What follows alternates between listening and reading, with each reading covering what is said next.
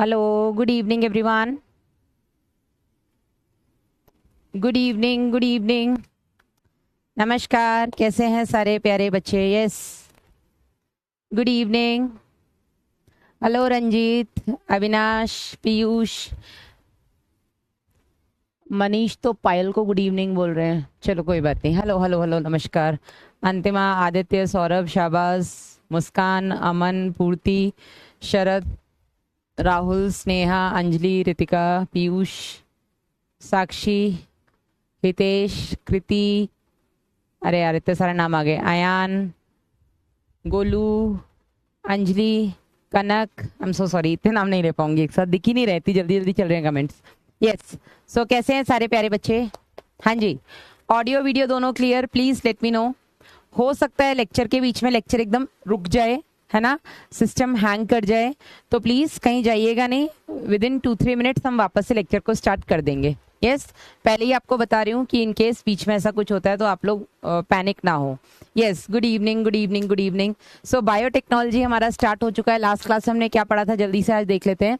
Last class में बेटा हम लोगों ने बात की थी, सबसे पहले परिचय होता क्या है जैव प्रौद्योगिकी। उसके बाद बेटा हम लोगों ने बात की थी जैव प्रौद्योगिकी के प्रकार, कितने प्रकार की होती है जैव प्रौद्योगिकी, इस पर हमने चर्चा की थी। ठीक है, इसके बाद बेटा हम लोग जैव प्रौद्योगिकी के इतिहास पर चर्चा कर रहे थे। ये चर्चा अपनी पूरी नहीं हो पाई थी, ये अभी टू बी कंटिन्यूड वाले फेज में थी, है ना, कि अभी ये आगे भी चलेगी। ठीक है, तो जल्दी से एक बार देख लेते हैं। मैम ऐसा क्यों होगा बेटा? मेरा ना कुछ पावर बैकअप में इशू आ रहा है। जैसे अभी बारिश है, लगातार बारिश हो रही है तो लाइट जाती है, और डीजी का जो कनेक्शन होता है उसके बीच में कुछ 10 सेकंड्स का ब्रेक होता है, और उस 10 सेकंड के ब्रेक के लिए ये इन्वर्टर का काम है उस 10 सेकंड में बिजली विभाग को संभालना है इस कमरे की। और इन्वर्टर में कुछ तो इशू आ रहा है जिसकी वजह से वो 10 सेकंड भी होल्ड नहीं कर पा रहे हैं, है ना। यस, नमस्ते शरद यादव, नमस्ते। इस वजह से बेटा ये इशू आ सकता है कि लेक्चर अपना बीच में रुक जाए, हैंग हो जाए। ठीक है, चलिए, बट डोंट बी पैनिक, हम वापस से कनेक्ट कर लेंगे। तो बेटा हम लोगों ने लास्ट क्लास में बात किया था जैव प्रौद्योगिकी होता क्या है। किसी भी जीव की इकाई क्या है बेटा? आपकी कोशिका। कोशिका का कोई कोशिकांग हो या उसका कोई अणु हो, उसके साथ किसी भी तरीके की छेड़खानी करना। लेकिन उस छेड़खानी के चलते जो उत्पाद बने, इस चीज का ध्यान रखना कि वो उत्पाद बेटा मानव के लिए कल्याणकारी हो, हमारे उपयोग के लिए हो, हमारी सेवा के लिए हो। ये बेटा जैव प्रौद्योगिकी की परिभाषा है, और इसी चीज को EFB, European federation of biotechnology ने इस तरीके से जैव प्रौद्योगिकी को डिफाइन किया है। EFB का फुल फॉर्म आपको पता होना चाहिए, जैव प्रौद्योगिकी क्या होती है आपको पता होना चाहिए। इसके बाद बेटा हमने बात की थी जैव प्रौद्योगिकी कितने प्रकार की होती है, तो हमने देखा था एक पुरानी जैव प्रौद्योगिकी होती है, एक नई जैव प्रौद्योगिकी होती है। सहारुद्दीन बोल रहे हैं, ma'am I am new student. तो बेटा आई डाउट कि आपको आज की, ओहो खुश रहिए, पैरी पौना है। तो शाहबुद्दीन मैं आपसे ये कहूंगी कि फिर तो मुश्किल है कि आज आपको कुछ समझ में आएगा। आई रिक्वेस्ट कि आप जाकर के पहले हल्के चैप्टर्स उठाइए, वो अगर आपको समझ में आएंगे तो बेटा यहाँ पर भी आप थोड़ा समझ सकते हैं, अदरवाइज तो बहुत मुश्किल हो जाएगी, है ना। और ये मैं सबको बोलूंगी कि रैंडमली पढ़ना मत शुरू किया करो। आप किसी भी एक टीचर से पढ़िए। मैं हमेशा हमेशा बोलती हूँ कि इट्स नॉट नेसेसरी कि आप मुझसे ही पढ़ें। ठीक है, मैं क्वीन वाली बात कर रही हूँ आज तुम लोगों से, कि ऐसा जरूरी नहीं है कि आप मुझसे ही पढ़ें। आपको जूलॉजी जिससे पढ़नी है उससे पढ़ें, लेकिन इस चीज का ध्यान रखें कि आप जिससे पढ़ रहे हैं A to Z उसी से पढ़ें। ऐसा ना करें कि कुछ चैप्टर मुझसे पढ़ लिया या एक टॉपिक मुझसे पढ़ लिया, दूसरा किसी और से पढ़ रहे हो। ऐसा बेटा करोगे ना तो आप अपने को कंफ्यूज करोगे। ठीक है, अब फिर दिक्कत कहाँ आती है? आप लोग फिर टीचर में कमी निकालते हो, अरे आपको तो पढ़ाना नहीं आता, अरे वो ज्यादा अच्छा पढ़ाते हैं, वो ज्यादा अच्छा पढ़ाती हैं। ऐसा नहीं करना है बेटा, हर टीचर अच्छा पढ़ाता है। ईच एंड एवरी टीचर जो यहाँ आपको पढ़ा रहा है वो बेस्ट है। ठीक है, इट ऑल डिपेंड्स कि आपकी ट्यूनिंग किससे बन रही है। यार मैं ये बात अर्जुना बैच से आप लोगों को बताती आ रही हूँ, और क्योंकि अर्जुनों की ट्यूनिंग बन चुकी है मुझसे, तो अब वो लक्ष्य में भी साथ में पढ़ ही रहे हैं। ठीक है, लेकिन जो बच्चे लक्ष्य में हमें नए ज्वाइन किए हैं बेटा, उनको कई बार समझ में भी आ जाता है, कई बार उनकी ट्यूनिंग मुझसे नहीं बन पा रही है, तो आप लोगों के पास बेटा 2.0 वाला ऑप्शन भी, आप वहां पे भी पढ़ सकते हैं। So it's not at all necessary कि आप मुझसे ही पढ़ें, आपको जिससे पढ़ना है आप उससे पढ़ें, बस पढ़ें। ठीक है, चलो मैम आपका क्राउन क्यूट है। अरे यार ये तो पुराना हो गया, अब तो मैं वेट कर रही हूँ तुम लोगों से जो अगली साल क्राउन मिलने वाला है मुझे रिजल्ट के बाद, है ना। चलो हाँ मैम, आपके चक्कर में मैंने लक्ष्य लिया है यार, मेरे चक्कर में मत पड़ो यार, मैं भी नीला ड्रम ला सकती हूँ तुम्हारे लिए। चलिए, तो हम लोगों ने बात की थी जैव प्रौद्योगिकी के प्रकार की। यस, तो एक थी अपनी पुरानी या जिसको हम बोलेंगे पारंपरिक जैव प्रौद्योगिकी, और दूसरी है बेटा अपनी नई जिसको हम बोलेंगे आधुनिक जैव प्रौद्योगिकी। जो पुरानी जैव प्रौद्योगिकी है या जो पारंपरिक जैव प्रौद्योगिकी है, उसमें बेटा हम किसी भी जीव की प्राकृतिक क्षमता को पहचानते हैं और उसी क्षमता का इस्तेमाल करते हुए अपने उत्पाद बनाते हैं।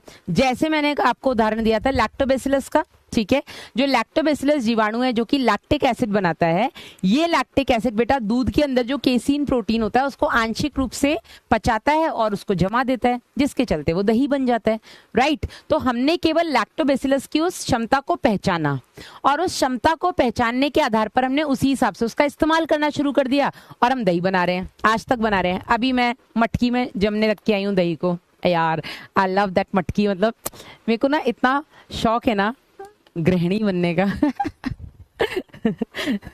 मुझे ऐसे बर्तन बहुत पसंद है, जैसे मटकी जो आती है ना, हांडी टाइप जिसमें दही बनाते हैं, और क्या बोलते हैं यार उसको, मुझे नाम नहीं पता है लेकिन मुझे पसंद है, मुझे पसंद आता है, मैं ले लेती हूँ ऐसा। हाँ जी, तो ये थी अपनी पुरानी जैव प्रौद्योगिकी। नई जैव प्रौद्योगिकी क्या है बेटा? नई जैव प्रौद्योगिकी में हम जीन्स के साथ खेल रहे हैं, ठीक है। हम इतने एडवांस हो चुके हैं कि हम कोशिका के अंदर उपस्थित जो उसकी मेन सेंटर है, कोशिका का हेड है आपका न्यूक्लियस, और न्यूक्लियस किसके हिसाब से काम कर रहा है? उसके जीन के हिसाब से, यानी कि उसके डीएनए के हिसाब से, ठीक है। तो हम इतने एडवांस हो चुके हैं कि न्यू जैव प्रौद्योगिकी में हम जीन्स के साथ खेल रहे हैं, ठीक है ना। यार तुम लोग ना आज मुझे एम्बैरेस भी कर रहे हो और तुम मुझे आज पढ़ाने से भटका रहे हो, ठीक है। कुछ कह रहे हैं, क्या कह रहे हैं? मैम आप मेरा क्रश हो। भाई मैं ऐसे क्रश करके रख दूंगी तुझे पता भी नहीं लगेगा। ठीक है, तो हांडिया बोलते हैं। मैं दिखाऊंगी, क्यूट सी है ना, क्लास खत्म होगा तो मुझे याद दिलाना, मैं तुम्हें दिखाऊंगी। बहुत ही प्यारी सी मटकी है, उसमें मैं दही जमाती हूँ। और वो मैंने मटकी बिरयानी ऑर्डर की थी, एंड बिरयानी तो खत्म, मटकी मैंने संभाल के रख ली। मैं बिरयानी मुझे सिर्फ मटकी चाहिए वो। आप लोगों को भी शौक होगा ना कि बॉक्सेस इकट्ठे करने का। जैसे मेरे पास वॉचेस हैं, ठीक है, अच्छी अच्छी वॉचेस हैं, शौक हैं, कुछ तो पूरे कर रहे हैं, वो वाली बात है। तो मैं वॉच के बॉक्स भी संभाल के रखती हूँ। और अभी जैसे शिफ्टिंग किया तो इतना मैंने कबाड़ फेंका, लेकिन कुछ चीजें ऐसी थी कि मुझे दिख रहा है ये कबाड़ है, उसके ऊपर बड़ा बड़ा लिखा है कि मैं कबाड़ हूं, मुझे फेंक दो, लेकिन फेंकने का मन नहीं कर रहा था और मैं ले आई, मैंने नहीं फेंका। बहुत सी चीजें ऐसी होती है, ठीक है। तो हमने ये बात की थी। आगे बेटा हमने ये भी डिस्कस किया था कि जो पुरानी जैव प्रौद्योगिकी है उसका एक ड्रॉबैक है, उसकी एक कमी है, उसका एक नुकसान है। उसका नुकसान या उसकी कमी ये है बेटा कि पुरानी जैव प्रौद्योगिकी में जब हम किसी भी जीव को प्राकृतिक तरीके से कुछ भी उससे हम ब्रीड करने की कोशिश करते हैं, हम उससे नया बनाने की कोशिश करते हैं, तो कोई जरूरी नहीं है कि जो हम चाहते हैं केवल वो ही लक्षण अगली जनरेशन में जाएं, ठीक है। तो पुरानी जैव प्रौद्योगिकी का ये नुकसान है कि वांछित के साथ साथ, वांछित मतलब हम जो चाहते हैं हमारी इच्छा के अनुसार कुछ अवांछित जीन भी बेटा, अवांछित मतलब जो हम बिल्कुल नहीं चाहते थे, वो जीन्स भी अगली पीढ़ी में जा सकते हैं।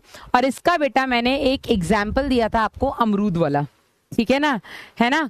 और इसी कमी को दूर करने के लिए बेटा हम नई जैव प्रौद्योगिकी लाए हैं, ठीक है। और नई जैव प्रौद्योगिकी का यही फायदा है कि इसमें केवल और केवल वांछित जीन ही अगली पीढ़ी में वंशानुगत होते हैं, ठीक है।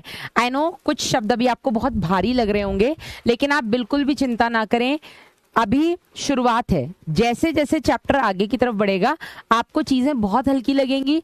जितना बायोटेक्नोलॉजी को लोग टफ बोलते हैं, बिलीव मी ये आपको सबसे इजी लगेगा। मतलब कहीं से भी उठा लाओ मैम क्वेश्चन, क्या ही कर लोगी आप क्वेश्चन टफ बना ही नहीं सकती, मुझे सब आता है, वो वाली कंडीशन में आप आ जाएंगे। नहीं नहीं माही ऐसा कुछ नहीं है अभी, ठीक है। अब हम बात कर रहे थे इसके इतिहास की, ठीक है। इतिहास के बाद बेटा अभी अपना इतिहास पूरा नहीं हुआ, ये हम आज बात करेंगे। प्रकार हम ऑलरेडी लास्ट क्लास में पढ़ चुके हैं, क्या चल रहा है जंबला पूरा, ठीक है। प्रकार हम लास्ट क्लास में ऑलरेडी पढ़ चुके हैं जैव प्रौद्योगिकी के, ये हमें नहीं पढ़ने, ठीक है। सिद्धांत हम पढ़ेंगे, इतिहास पढ़ेंगे और इसके उपकरण पढ़ेंगे। पहले हम बेटा इतिहास पर नजर डालते हैं, ठीक है। तो लास्ट क्लास में बेटा मैंने आपको जाते जाते दो चीजें बताई थी। 1971 में पॉल बर्ग अंकल ने सबसे पहली बार जीन के साथ खेलना शुरू किया था। मुझे बस इतना बताना समझ में आई थी वो चीज या नहीं, प्लीज। अरविंद कह रहा है मैडम जीएमओ, बताऊंगी अरविंद, अभी शांत रख, ठंड रख, है सब बताऊंगी। जीएमओ क्या होते हैं, है ना, जेनेटिकली मॉडिफाइड ऑर्गेनिजम्स में क्रॉप्स भी आते हैं, अपने एनिमल्स भी आते हैं, सब कुछ पढ़ेंगे भाई। पहले बेसिक तो पढ़ लो, फिर एडवांस पढ़ेंगे ना, ठीक है। तो जल्दी से मुझे थम्स अप करिए, वापस आते हैं, अब सीरियस नोट पे आते हैं यार। हाँ वेरी गुड सलोनी। 1971 में सबसे पहले पॉल बर्ग अंकल ने जीन के साथ खेलना शुरू किया था। समझ रहे हो, पॉल बर्ग अंकल ने जीन के साथ खेलना शुरू किया था। और कैसे खेले थे वो हमने बताया था। उन्होंने एक वायरस लिया, simian virus 40, SV40। Simian virus एक ऐसा वायरस है जो बंदरों में संक्रमण फैलाता है, ठीक है। इन्होंने क्या किया था, बंदरों को संक्रमित करने वाला एक वायरस, सिमियन वायरस, उसका एक जीन निकाला। उस जीन को इन्हें किसी दूसरे जीव में भेजना था, इकोलाई में भेजना था। इन्होंने क्या किया, उस जीन को वो डायरेक्ट इकोलाई में नहीं भेज सकते थे। इकोलाई बेटा एक जीवाणु है, बैक्टीरिया है, वो उसको डायरेक्ट इकोलाई में नहीं भेज सकते थे। तो उन्होंने एक जीवाणु भक्षी, जिसको हम बोलते हैं बैक्टीरियोफेज, उन्होंने एक बैक्टीरियोफेज का सहारा लिया। उस बैक्टीरियोफेज का नाम था लैम्डा फेज, ठीक है। इन्होंने लैम्डा फेज के अंदर एक सिमियन वायरस 40 का जीन डाला और उस लैम्डा फेज की मदद से बेटा उन्होंने अपने वांछित जीन को इकोलाई के अंदर पहुंचाया। ये बेटा 1971 में पॉल बर्ग अंकल ने किया था। एंड यही कारण है कि पॉल बर्ग अंकल को फादर, मनीष कुमार यादव बोल रहे मैडम नहीं समझ में आया था, फिर से समझा दो। चलो, तो मैं पहले बेटा चैट ऑफ करूंगी, फिर मैं फोकस करवाऊंगी, क्योंकि ये टॉपिक थोड़ा ऐसा है, टफ है। टफ केवल तब तक जब तक समझ में नहीं आता, एक बार समझ में आ जाए तो ये हलवा है, ठीक है। अपन इसको हलवा बनाएंगे। इन्होंने क्या किया, पॉल बर्ग अंकल ने एक वायरस था SV40, SV40 विषाणु था, ठीक है। इन्होंने विषाणु का एक छोटा सा, जो सपोज ये समझो ये विषाणु का बेटा जेनेटिक मटेरियल है, आनुवांशिक पदार्थ है, ठीक है। इन्होंने इस आनुवांशिक पदार्थ को यहां से काटा, ठीक है। काटने के बाद बेटा इन्हें जो पदार्थ मिला वो ये था। रंग कैसे बदल गया मैडम कटते ही, ठीक है। तो इन्होंने SV40 जो विषाणु था उसके आनुवांशिक पदार्थ से एक छोटा सा टुकड़ा निकाला, ठीक है। इस टुकड़े को इनको इकोलाई के अंदर भेजना था। किसके अंदर भेजना था, इकोलाई के अंदर। इकोलाई बेटा एक ऐसा जीवाणु है जिसको आपको सुबह शाम धन्यवाद करना है, 21 तोपों की सलामी देनी है, क्योंकि इसने बेटा आपको जैव प्रौद्योगिकी सिखाने के लिए बहुत यातनाएं सही हैं, बहुत कुर्बानियां दी हैं, ठीक है।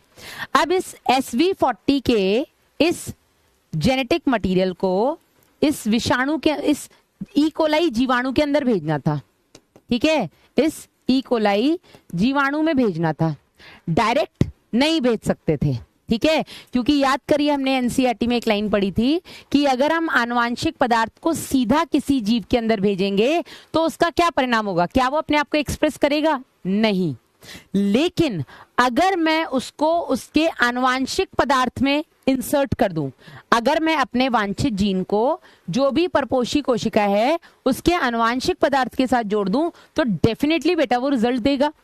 याद करिए हमने पिछले चैप्टर में HIV में ऐसा ही पढ़ा था, याद करिएगा, सिर्फ मुझे बताइएगा, अभी बता रही हूँ।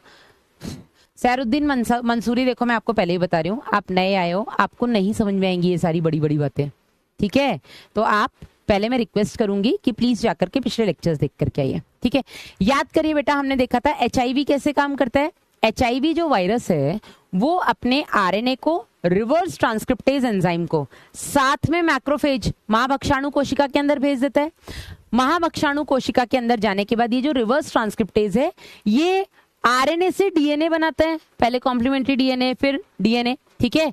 ये जो DNA होता है ये डीएनए जाकर के महावक्षाणु कोशिका के डीएनए के साथ मिल जाता है, हाँ या नहीं? जब ये बेटा एचआईवी का आनुवांशिक पदार्थ महाभक्षाणु कोशिका के आनुवांशिक पदार्थ के साथ मिलता है, तब वो जाकर के महाभक्षाणु कोशिका के ऊपर अपनी कमांड ले पाता है। ऐसा ही था, तब जाकर के महाभक्षाणु कोशिका इस एचआईवी के डीएनए के हिसाब से काम कर पाती है। ऐसा ही बताते हैं, ठीक है? ओके मैना। तो यहां पर हमें क्या करना है, SV40 बेटा एक विषाणु है, ये एक ऐसा विषाणु है जो बंदरों में संक्रमण करता है। किसमें? जो बंदरों को इन्फेक्ट करता है, ठीक है? तो यहां से बेटा एक आनुवांशिक पदार्थ इनको इकोलाई के अंदर भेजना था। कैसे भेजे भाई? है कि अंश, मम्मी को नमस्ते बोलना।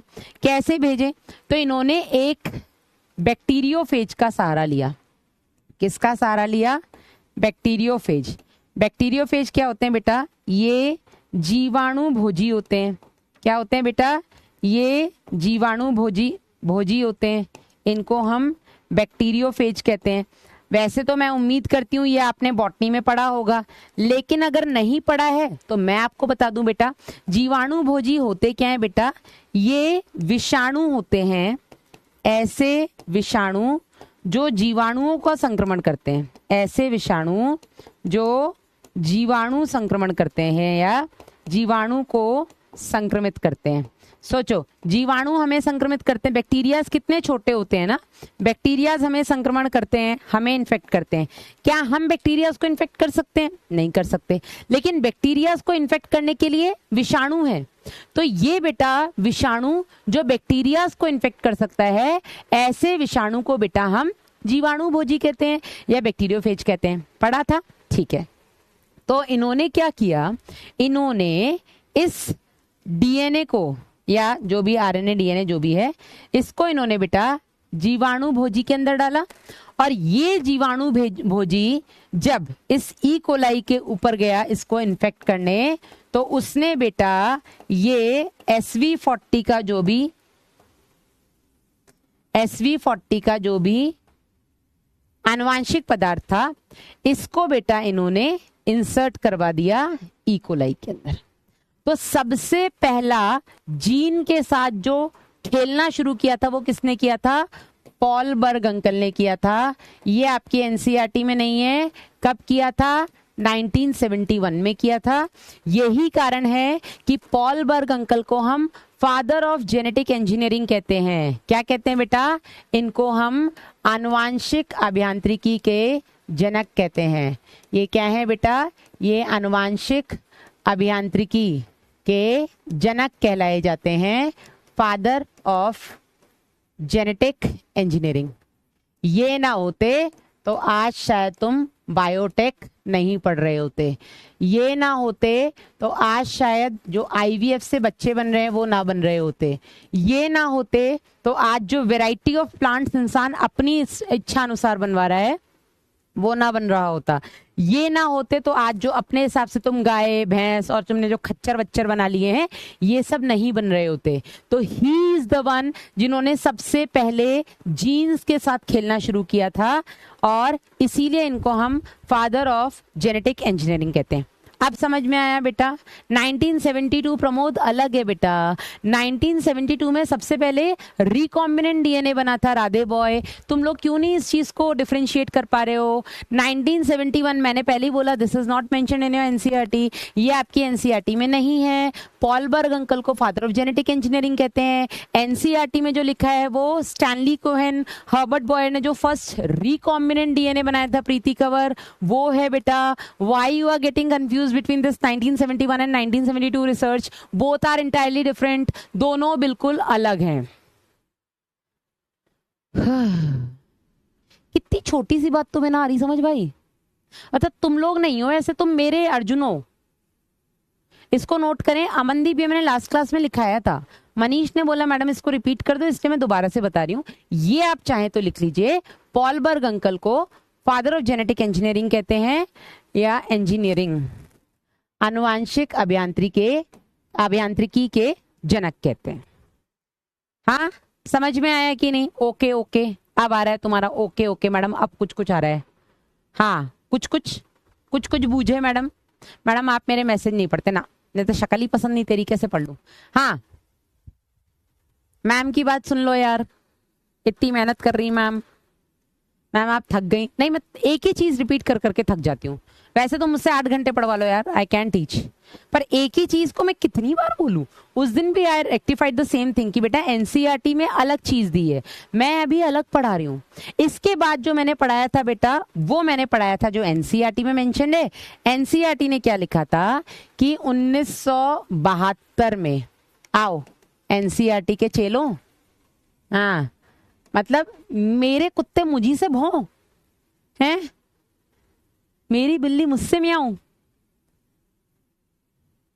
मैंने कहा है एनसीईआरटी पढ़ो, NCERT should be on your tips, पर इतनी की मतलब मैडम आपकी भी हम नहीं चलने देंगे, हम सिर्फ एनसीईआरटी के चेले। नो बेटा, you have to be my चेला फर्स्ट, क्योंकि एनसीईआरटी तुम्हें मैं पढ़ाऊंगी, तो पहले तुम मेरे चेले बनो, फिर एनसीईआरटी। चलो 1972 में, ये मैंने लास्ट क्लास में लिखा दिया था, Stanley Cohen and Herbert Boyer. ये नीट में भी आ सकता है क्योंकि एनसीईआरटी में विद डेटा मेंशन्ड है। विद डेटा मतलब आपकी एनसीईआरटी में बहुत कम ऐसे चीजें हैं जहां पर वर्ष का नाम लिखा है, 1972, 1971 ऐसा कुछ है ना। 1972 में एक चीज और लिखी है एनसीईआरटी में, if I am not wrong, 1972 में जो फ्लूइड मोज़ेक मॉडल दिया गया था वो भी 1972 में ही दिया गया था। हाँ या नहीं? सही बोल रही हूँ, गलत बोल रही हूँ? मैम पेपर में क्या होगा, 71 या 72? शोभित यादव चुल्लू भर पानी जानता है, बस तू वो ले ले, 2 मिनट सांस रोकना, कुछ तो मिल ही जाएगा। मैं बहुत कुछ बोलना चाहती लेकिन मैं बोल नहीं पा रही हूँ। चलो हाँ, तो 1972 में स्टैनली कोहेन और हर्बर्ट बॉयर, इन्होंने क्या किया था बेटा, इन्होंने सबसे पहला फर्स्ट रिकॉम्बिनेंट डीएनए बनाया था। और मैं लास्ट क्लास में आरडीएनए का मतलब बता चुकी हूँ। रिकॉम्बिनेंट डीएनए, पुनर्योगज डीएनए, काइमेरिक डीएनए, सब कुछ एक ही है। अंशिका बोली मैम आप टाइम पास कर रहे हो। भाई टाइम तो मेरा पास हो रहा है। सोचो, जो चीज मैं पढ़ा चुकी हूँ मैं आज फिर वही पढ़ा रही हूँ, लेकिन कोई बात नहीं, आई एम ओके, क्योंकि मुझे पता है ये टॉपिक थोड़ा टफ है ना, टाइम लगेगा समझने में। तो अगर आपको लग रहा है कि मैं टाइम पास कर रही हूँ बेटा, I am okay with that. हाँ मैं टाइम पास कर रही हूँ क्योंकि मुझे ये टॉपिक तुम्हारे दिमाग में बिठाना है, ठीक है। आई डोंट वांट कि आप इस चीज को रटो, है ना, इसको समझना जरूरी है। ये जो फर्स्ट रिकॉम्बिनेंट डीएनए बना था, मुझे पता है एक और बार, क्योंकि लास्ट टाइम भी हम जल्दी जल्दी में पढ़ पाए थे। इसमें इन्होंने क्या किया था, एक डीएनए था, ठीक है, इस डीएनए में ये आपका एक विजातीय डीएनए है। विजातीय मतलब कोई बाहर का डीएनए है, ठीक है, विजातीय, या इसको आप एलियन डीएनए बोल सकते हो, ठीक है, ये आपका एलियन डीएनए। एलियन मतलब कोई बाहर के ग्रह का, ठीक है। इस विजातीय डीएनए में इन्होंने एक जीन पहचाना, ये वाला, ठीक है, इन्होंने एक जीन पहचाना। इन्होंने देखा कि ये तो एंटीबायोटिक रेजिस्टेंट जीन है, ये प्रतिजैव प्रतिरोधी जीन है, ये एंटीबायोटिक रेजिस्टेंट जीन है, ये प्रतिजैव प्रतिरोधी जीन है। इस प्रतिजैव प्रतिरोधी जीन को इन्होंने क्या करना था, इन्होंने इकोलाई तक पहुंचाना था, ठीक है। इन्होंने क्या करना था, इन्होंने इकोलाई तक पहुंचाना था। ये क्या है बेटा, ये आपका इकोलाई हो गया, वही जिसको अपने को सुबह शाम 21 तोपों की सलामी देनी है, ठीक है। अब डायरेक्ट कैसे पहुंचाएं, डायरेक्ट पहुंच भी गया तो कोई काम नहीं करेगा। ये सिंगर निकोलसन ने जो दिया था फ्लूइड मोज़ेक, को भी 1972 में दिया था ना, ठीक है। मैम नोट करना है बेटा, मैं ऑलरेडी नोट करा चुकी हूँ ईश्वर, लास्ट क्लास में कराया था मैंने नोट जाते जाते। इन्होंने क्या किया, इन्होंने एक प्लाज्मिड लिया, क्या लिया, इन्होंने एक प्लाज्मिड लिया। ये प्लाज्मिड किसका लिया बेटा, इन्होंने प्लाज्मिड लिया साल्मोनेला टाइफीम्यूरियम नाम के जीवाणु का। साल्मोनेला टाइफीम्यूरियम, ठीक है, साल्मोनेला टाइफीम्यूरियम नाम का एक जीवाणु था जिसके अंदर बेटा ये प्लाज्मिड मिला, ठीक है। इन्होंने क्या किया, इन दोनों को, इस विजातीय डीएनए को जो बाहर का डीएनए था और जो प्लाज्मिड था, इन दोनों को इन्होंने सेम रेस्ट्रिक्शन एंडोन्यूक्लियेज नाम के एक एंजाइम से कटवाया। रेस्ट्रिक्शन एंडोन्यूक्लियेज नाम भारी है, पढ़ाऊंगी अभी इसके बारे में, ठीक है। जब सेम रेस्ट्रिक्शन एंडोन्यूक्लियेज लगा, क्या लगा? रेस्ट्रिक्शन एंडोन्यूक्लियेज, जिसको हम बोलेंगे प्रतिबंधन एंडोन्यूक्लियेज।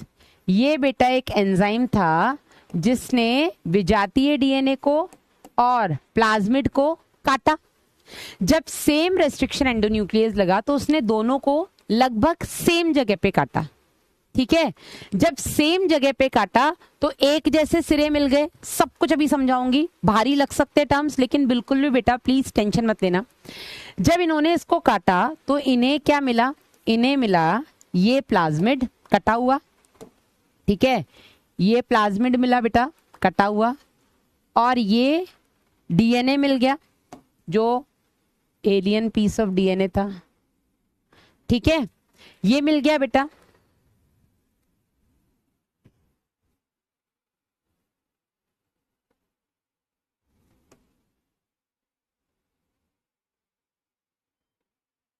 ऐसा ही है,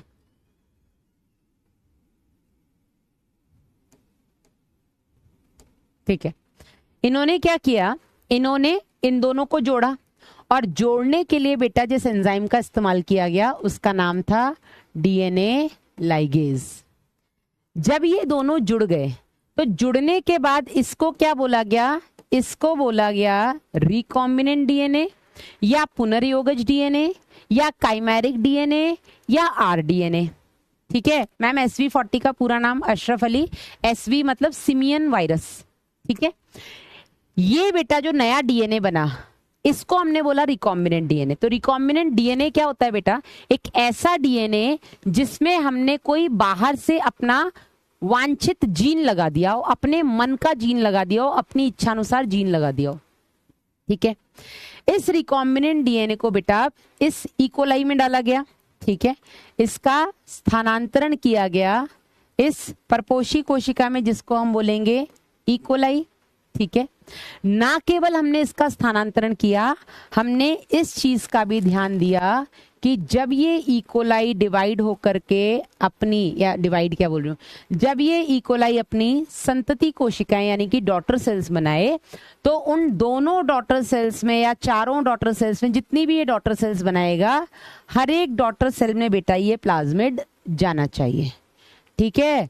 हर एक डॉटर सेल में हमारा जो रिकॉम्बिनेंट डीएनए है बेटा वो जाना चाहिए। यहां खत्म होता है बेटा आपका रिकॉम्बिनेंट डीएनए का प्रोसेस, ठीक है। और सबसे पहला रिकॉम्बिनेंट डीएनए 1972 में स्टैनली कोहेन और हर्बर्ट बॉयर ने बनाया था। सबसे पहला रिकॉम्बिनेंट डीएनए कैसे बनाया था?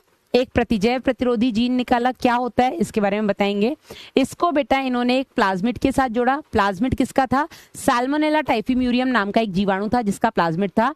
इन दोनों को बेटा इन्होंने समान प्रतिबंधन एंडोन्यूक्लियस से कटवाया। समान प्रतिबंधन एंडोन्यूक्लियस से कटवाने पर समान सिरे मिले, और समान सिरों पे बेटा इनको डीएनए लाइगेज की मदद से जोड़ दिया गया। और जुड़ते ही बेटा ये जो दो अलग अलग डीएनए मिलके एक बना, इसको बेटा हमने रिकॉम्बिनेंट डीएनए, पुनर्योगज डीएनए, काइमेरिक डीएनए, आरडीएनए बोला। और इसको हमने स्थानांतरित किया, इसको हमने ट्रांसफर किया बेटा इकोलाई नाम के जीवाणु में, बैक्टीरिया में। और ना केवल हमने इसको ट्रांसफर किया इकोलाई में, हमने इस चीज का भी ध्यान दिया कि जब ये इकोलाई अपने डॉटर सेल्स बना रहा है तो दोनों डॉटर सेल्स में, या 4 डॉटर सेल्स बना रहा है तो चारों डॉटर सेल्स में वो हमारा रिकॉम्बिनेंट डीएनए जाना चाहिए। इकोलाई होस्ट है, बिल्कुल बेटा, ये आपका परपोषी है ना, इसको हम होस्ट बोल सकते हैं। समझ में आया कि नहीं? डन। चलो अब बेटा अभी इतिहास कंप्लीट नहीं हुआ है, अभी हमने इतिहास खत्म नहीं किया। ये 1972 में हुआ, 1972 में। अब हम बात करें इसी के इतिहास की। आज जैव प्रौद्योगिकी ना होती, बायोटेक्नोलॉजी नहीं होती, अगर दो बहुत इंपॉर्टेंट चीजें नहीं मिली होती तो। मैं थोड़ी देर के लिए चैट ऑफ कर रही हूँ so that you guys can focus more on the board and even I can focus more on the board. तो लिखिएगा, जीवाणु अनुसंधान के दौरान, जीवाणु अनुसंधान के दौरान जीवाणु अनुसंधान मतलब कि जब साइंटिस्ट बैक्टीरियाज पर रिसर्च कर रहे थे उस टाइम पर उनको दो इतनी खतरनाक चीजें मिली जिस पर आज पूरी की पूरी बायोटेक्नोलॉजी बेस्ड है, ठीक है ना। जीवाणु अनुसंधान के दौरान दो ऐसी खोज जिन पर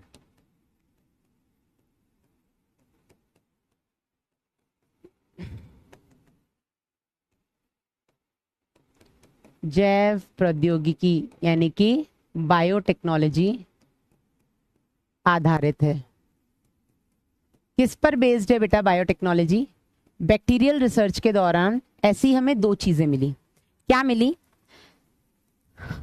सबसे पहला जो बेटा मिला बैक्टीरियल रिसर्च के दौरान वो मिला हमें प्लाज्मिड। क्या मिला बेटा? प्लाज्मिड। बेटा अब तो मैं टाइम पास नहीं कर रही ना? कौन बोला था मैडम आप टाइम पास कर रहे हो? बेटा मेरा काम है आप लोगों के कोर तक चीजों को पहुंचाना, ठीक है। And I know this topic is tough यार, मैंने 7 साल ऑफलाइन पढ़ाया है, मुझे पता है बच्चा कहाँ अटकेगा, कौन सी चीज उसको जल्दी समझ में नहीं आएगी, ठीक है। तो मुझे पता है कि मुझे किस चीज को 4 बार रिपीट करना है, किसको मैं एक बार में दौड़ा सकती हूँ। Have trust on me. पहला तो बेटा बैक्टीरियाज के अंदर में एक चीज मिली, प्लाज्मिड।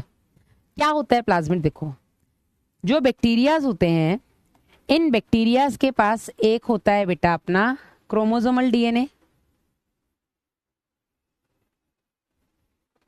ठीक है। ये होता है बेटा गुणसूत्रीय डीएनए,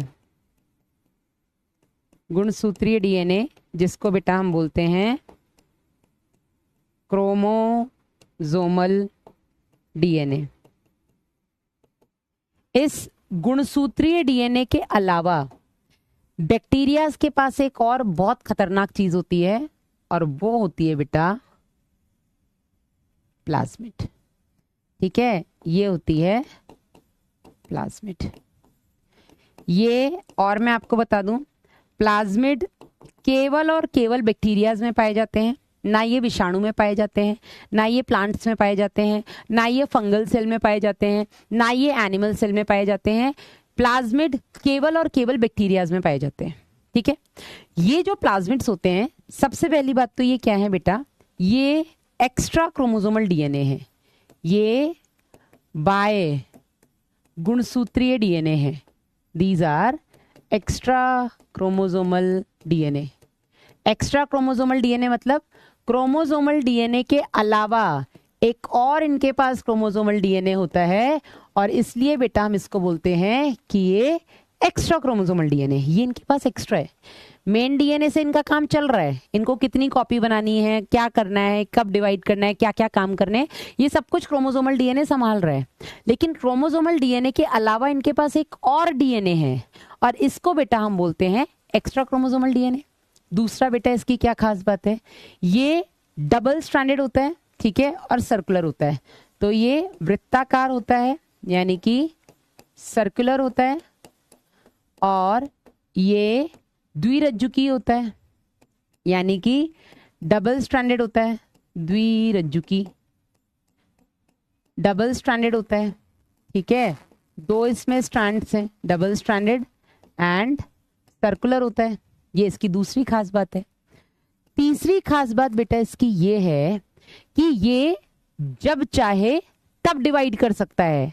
हमने क्या सुना है कि डीएनए बेटा आपके सेल का मेन कंट्रोल होता है या मेन कंट्रोल करता है, ठीक है। आपके सेल की जो भी एक्टिविटीज है उसको कौन कंट्रोल करता है? ये तो आप लोगों ने क्लास 11th में बॉटनी में पढ़ा होगा ना, सेल चैप्टर में, कि सेल की एक्टिविटी को कंट्रोल कौन करता है बेटा? डीएनए करता है, ठीक है।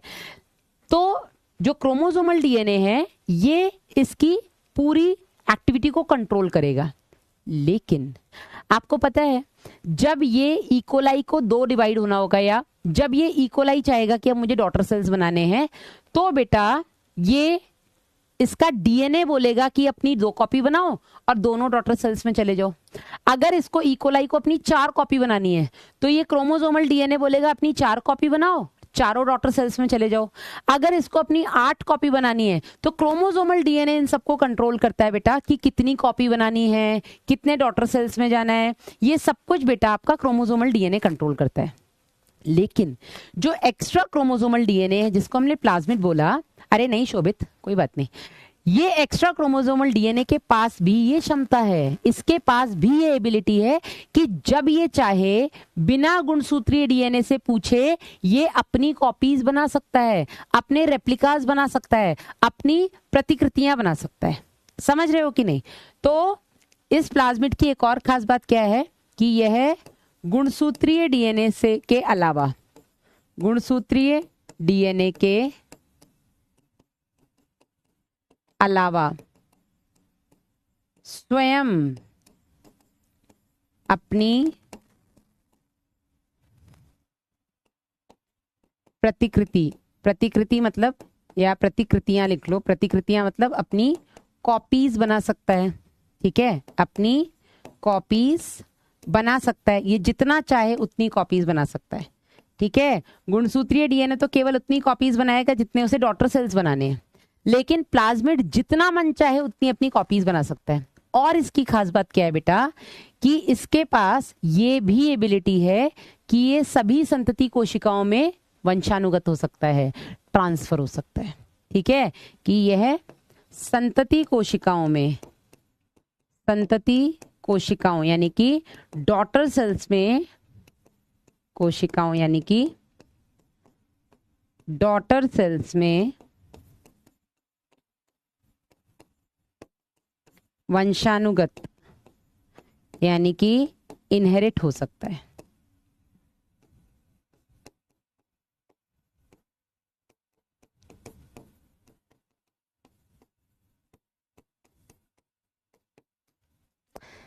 समझ में आया? धन्यवाद अंशिका। अच्छा 5 को हम नहीं मिलेंगे क्या? ओहो, 5 को दिन क्या है? फ्राइडे। ओहो, बताओ, मेरी एक भी क्लास नहीं है टीचर्स डे वाले दिन, बताओ। हाँ मैम, वैद्युत किथे? अमनदीप वैद्युत इज एंजॉइंग विद हिज दादी। हाँ जी मैम, क्या ये इकोलाई बैक्टीरिया है? प्लीज बताइए। बेटा ये इन जनरल कोई भी बैक्टीरिया आप मान लो, जरूरी नहीं है इकोलाई। बैक्टीरियाज, प्लाज्मिड जो होते हैं वो किसी भी बैक्टीरिया में हो सकते हैं। ठीक है, पर वायरस में नहीं होंगे, this is for sure. Plant cell में नहीं होंगे, फंगल सेल में नहीं होंगे, एनिमल सेल में नहीं होंगे, केवल और केवल ये बैक्टीरियाज में देखने को मिलेंगे। ठीक है ना, केवल और केवल बैक्टीरियाज में। ठीक है, चलिए ये 4 पॉइंट समझ में आए। प्लाज्मिड की क्या खासियत है? प्लाज्मिड की खासियत ये है, 5 को इंस्टा पे लाइव आओ। हाँ ये सही बोला तूने अरविंद, है ना, सही। तो खासियत क्या है बेटा इसकी? सबसे पहली खासियत कि ये गुणसूत्रीय डीएनए के अलावा एक एडिशनल गुणसूत्रीय, मतलब इनके पास एक एडिशनल गुणसूत्रीय डीएनए है बैक्टीरियाज में। दूसरा, ये सर्कुलर है और डबल स्ट्रैंडेड है।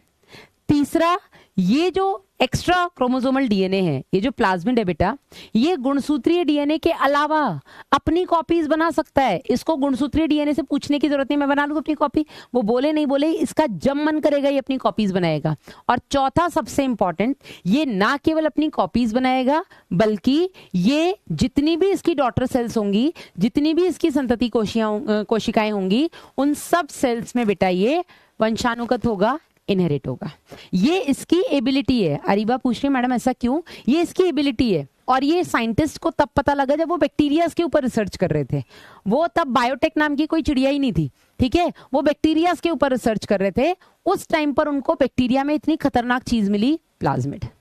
समझ में आया कि नहीं? एक चीज समझ में आई क्या नहीं? दूसरी बेटा चीज ऐसी क्या मिली जीवाणु अनुसंधान के दौरान? तो दूसरी चीज जो मिली बेटा, वो मिली एक प्रतिबंधन एंडोन्यूक्लियेज एंजाइम। प्रतिबंधन एंडोन्यूक्लियेज एंजाइम भी बेटा केवल और केवल जीवाणुओं में पाए जाते हैं। प्रतिबंधन एंडोन्यूक्लियेज एंजाइम ये भी केवल और केवल बैक्टीरियाज में पाए जाते हैं, जीवाणु में पाए जाते हैं। These are restriction endonuclease enzyme. ठीक है, इसको समझिए क्या होते हैं बेटा। तो थोड़ी देर के लिए मैं यहाँ पे चैट ऑफ कर रही हूँ ताकि आप लोग फिर समझ सके। बैक्टीरिया, जैसे हमारे पास हमारा प्रतिरक्षा तंत्र है, हाँ या नहीं? अब तो हम पढ़ चुके हैं भैया प्रतिरक्षा तंत्र को, बहुत डिटेल में पढ़ चुके हैं क्या क्या होता है उसके अंदर, कैसे कैसे वो काम करते हैं। ठीक है, ऐसे ही जो बैक्टीरियाज होते हैं उनके पास भी अपना एक प्रतिरक्षा तंत्र होता है। ठीक है, ये हो गया उसका क्रोमोसोमल डीएनए। ठीक है, ये हो गया बैक्टीरिया का गुणसूत्रीय डीएनए जिसको हमने क्रोमोसोमल डीएनए बोला। इसके अलावा इसके पास अपना एक डिफेंस सिस्टम है, अपना एक इम्यून सिस्टम है। इस इम्यून सिस्टम में दो चीजें हैं। इसका जो इम्यून सिस्टम है बेटा, इसका जो प्रतिरक्षा तंत्र है, ठीक है, इसका जो प्रतिरक्षा तंत्र है, इस प्रतिरक्षा तंत्र में एक है आपका प्रतिबंधन एंडोन्यूक्लियेज एंजाइम, ठीक है, और दूसरा है बेटा मिथाइलेटिंग एजेंट जिसको हम बोलेंगे मैथिलीकरण कारक। बाहर लिख दे रही हूं इसका, मिथाइलेटिंग एजेंट। ये जो बेटा प्रतिरक्षा तंत्र था बैक्टीरिया का, ये 1963 में, ये 1963 में आर्बर, नथान व स्मिथ के द्वारा खोजा गया और इसके लिए बेटा इनको नोबेल पुरस्कार भी दिया गया है। ठीक है, इसके लिए इनको नोबेल पुरस्कार भी दिया गया है। ठीक है, इसके लिए इनको नोबेल प्राइज से भी ऑनर किया गया है। ठीक है, 1963 में इनके अंदर, बैक्टीरियाज के अंदर एक प्रतिरक्षा तंत्र जो होता है जिसको हम डिफेंस मैकेनिज्म इनका बोल सकते हैं, ठीक है, मॉडिफाइड डिफेंस मैकेनिज्म बोल सकते हैं। ये बेटा 1963 में आर्बर, नथान और स्मिथ के द्वारा खोजा गया जिसके लिए इनको बाद में नोबेल पुरस्कार से भी सम्मानित किया गया। ठीक है, अब ये क्या करता है प्रतिरक्षा तंत्र, यहां तक समझ में आया कि नहीं? यस, यहां तक समझ में आया कि नहीं? अरे मिश्रा जी क्या करोगे भाई? हाँ शुभम, वो भी बताऊंगी। हाँ जी, यहां तक समझ में आया कि नहीं? यार मैम लेकिन डीएनए मिथाइलेज भी मिला था ना, मिथाइलेटिंग एजेंट है बेटा वो, मिथाइलेज जो है वो मिथाइलेटिंग एजेंट है। यस, यहां तक समझ में आया कि नहीं? ठीक है, अब होता क्या है देखो, जब भी अब बैक्टीरिया है तो बैक्टीरिया को कौन संक्रमित करेगा? बैक्टीरिया को वायरस संक्रमित करेगा, और बैक्टीरिया को संक्रमित करने वाले वायरस को बेटा हम बैक्टीरियोफेज कहते हैं। ठीक है, तो ये बैक्टीरिया को संक्रमित करने वाला बैक्टीरियोफेज है, जीवाणु भोजी है। होता क्या है बेटा, ये बैक्टीरियोफेज इस जीवाणु को कैसे संक्रमित करेगा? ये इसके अंदर अपना जेनेटिक मटेरियल डाल देगा, हाँ या नहीं? ये अपना इसके अंदर डीएनए डाल देगा और ये डीएनए जाके बैक्टीरिया के डीएनए के साथ जुड़ सकता है और बेटा उसको अपने वश में कर सकता है। जैसा ये वायरस चाहेगा वैसा ये बैक्टीरिया को अपने हिसाब से चलाएगा, अगर इसका डीएनए जाकर के बैक्टीरिया के डीएनए के साथ जुड़ गया तो ऐसा ही होता है। ये जो प्रतिबंधन एंडोन्यूक्लियस एंजाइम है, ये प्रतिबंधन एंडोन्यूक्लियस एंजाइम क्या करता है, ये अपने अंदर वायरस के वृद्धि को या वायरस के संक्रमण को प्रतिबंधित करता है, रोकता है। इसीलिए बेटा हम इसको प्रतिबंधन एंडोन्यूक्लियस कहते हैं। ठीक है, प्लीज चैट ऑन कर रही हूं, प्लीज फोकस करें टॉपिक पर, अभी और बातें ना करें। क्या करता है बेटा ये प्रतिबंधन एंडोन्यूक्लियस? ये प्रतिबंधन एंडोन्यूक्लियस जो भी वायरस का डीएनए इस बैक्टीरिया को संक्रमित करने के लिए आ रहा है, ये प्रतिबंधन एंडोन्यूक्लियस उस वायरस के डीएनए को काट देगा। ठीक है, और क्योंकि बेटा ये जाकर के वायरस के डीएनए को काटेगा तो कहीं ना कहीं ये वायरस की वृद्धि को अपने अंदर प्रतिबंधित कर रहा है, हाँ या नहीं? ये समझ में आया कि नहीं? दिव्यांशु बोल रहे मैम इनहेरिट का क्या है बेटा? इनहेरिट बॉटनी में नहीं पढ़ा क्या? Principles of inheritance and variation, inheritance, molecular basis of inheritance, ऐसा कुछ है ना। इनहेरिटेंस मतलब इनहेरिट होना, एक पीढ़ी से दूसरी पीढ़ी में जाना। हाँ मैम, व्हाट इज प्र ए? प्र ए इज दिस, प्र ए मैम व्हाट इज प्र ए? अरे लला हाँ मैम, ये चैप्टर कितने मार्क्स का है? यहाँ से 4 क्वेश्चन आएंगे। यस, तो प्रतिबंधन एंडोन्यूक्लियस क्या करता है बेटा? ये प्रतिबंधन एंडोन्यूक्लियस इस वायरस को, ये जाकर के इस वायरस के डीएनए को जगह जगह पर काट देगा। ठीक है, और जब बेटा ये जगह जगह पर काटेगा तो वायरस का डीएनए इसको संक्रमित नहीं कर पाएगा। तो इसने अपने आप को बचा लिया कि नहीं बचा लिया? बचा लिया कि नहीं बचा लिया? ठीक है, पहली चीज। अब मैडम ये मिथाइलेज क्या करता है, जिसको मिथाइलेटिंग एजेंट बोल रहे हैं, ये डीएनए मिथाइलेज नाम का एक एंजाइम है। ठीक है, आप बस इसको मिथाइलेटिंग एजेंट समझो। ये मिथाइलेटिंग एजेंट क्या करता है? ये मिथाइलेटिंग एजेंट अपने डीएनए को बचाता है। ठीक है, ये मिथाइलेटिंग एजेंट, अगर ये प्रतिबंधन एंडोन्यूक्लियस है जो डीएनए को काटेगा, इसको सिर्फ ये पता है मुझे डीएनए को यहां काटना है, इसको ये नहीं पता कि अपने डीएनए को काटना है कि पराये डीएनए को काटना है, इसको सिर्फ डीएनए को काटना है। ठीक है, तो प्रतिबंधन एंडोन्यूक्लियस डीएनए को काटेगा तो ये अपने डीएनए को भी तो काट सकता है। तो ये मिथाइलेटिंग एजेंट क्या करता है बेटा? ये अपने डीएनए में जहां कहीं इसको अपनी वो जगह मिलेगी जहां पर ये प्रतिबंधन एंडोन्यूक्लियस इसको काट सकता है, ये वहां जाकर के मिथाइल ग्रुप को ऐड कर देता है। क्या करता है? ये वहां जाकर के मिथाइल को ऐड कर देता है। हाँ, अच्छा, ये समझ में आया? हाँ, लिखाऊंगी पंकज, सब कुछ लिखाऊंगी, पहले समझा दूं फिर लिखा देती हूँ। नहीं अलीशा, थैंक यू बेटा, अभी खाने का टाइम कहाँ हुआ है? ये समझ में आया कि नहीं आया? तो प्रतिबंधन एंडोन्यूक्लियस क्या था बेटा? प्रतिबंधन एंडोन्यूक्लियस ऐसा एंजाइम या ऐसे एंजाइम जो केवल जीवाणुओं में मिलते हैं, जीवाणुओं में पाए जाते हैं और ये विषाणु के संक्रमण से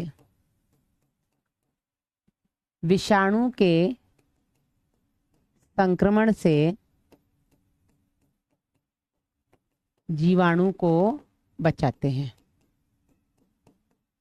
जीवाणु को बचाते हैं। ठीक है, कैसे बचाते हैं? तो ये प्रतिबंधन एंजाइम बेटा, ये विषाणु के आनुवांशिक पदार्थ को, विषाणु के आनुवांशिक पदार्थ को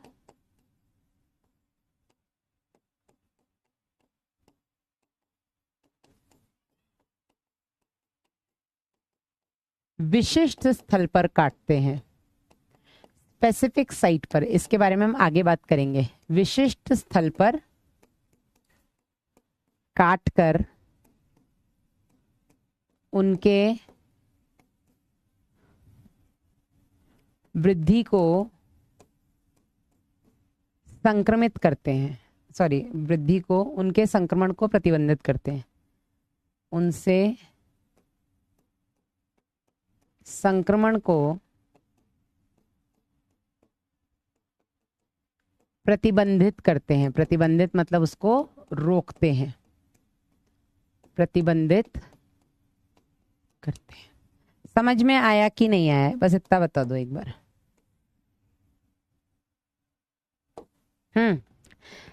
समझ में आया बेटा क्या करते हैं प्रतिबंधन एंडोन्यूक्लियस एंजाइम?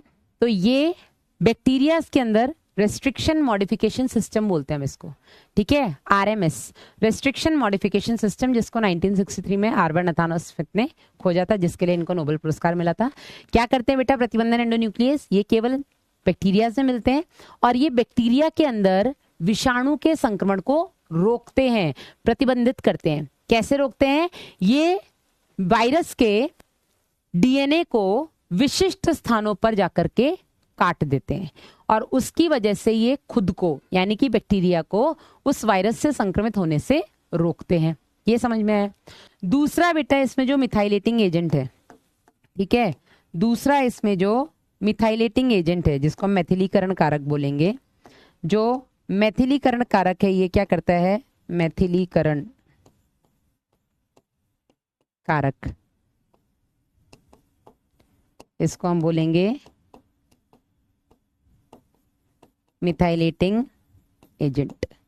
ये क्या करता है बेटा, ये जीवाणु यानी कि अपने स्वयं के, स्वयं यानी कि जीवाणु के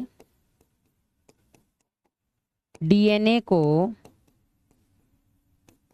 आर ई लिख दूं मैं, R E, restriction endonuclease enzyme से बचाने के लिए अपने डीएनए में विशिष्ट स्थलों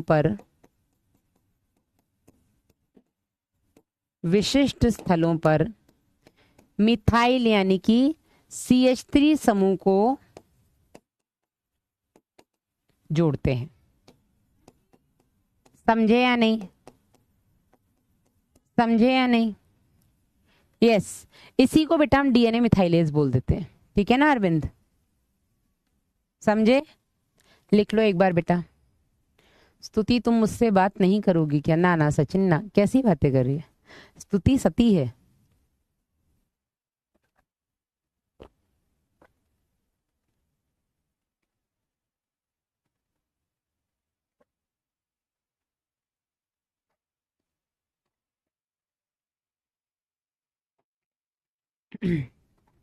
बायो में केमिस्ट्री, अभी तो रुको, अगले चैप्टर में थोड़ा सा ही सही, पर बायो में मैथ्स भी लेकर के आऊंगी मैं। A+B का होल स्क्वायर फॉर्मूला लगाएंगे। हे प्रभु, एक बच्चा बोला मैडम आरई का मतलब क्या होता है? आरई मतलब रेस्ट्रिक्शन एंडोन्यूक्लियस एंजाइम, इसी को हम शॉर्ट में आरई एंजाइम बोल रहे हैं, ठीक है। और ये जो बेटा इसका पूरा प्रतिरक्षा तंत्र था, इसको हम रेस्ट्रिक्शन मॉडिफिकेशन सिस्टम बोलते हैं।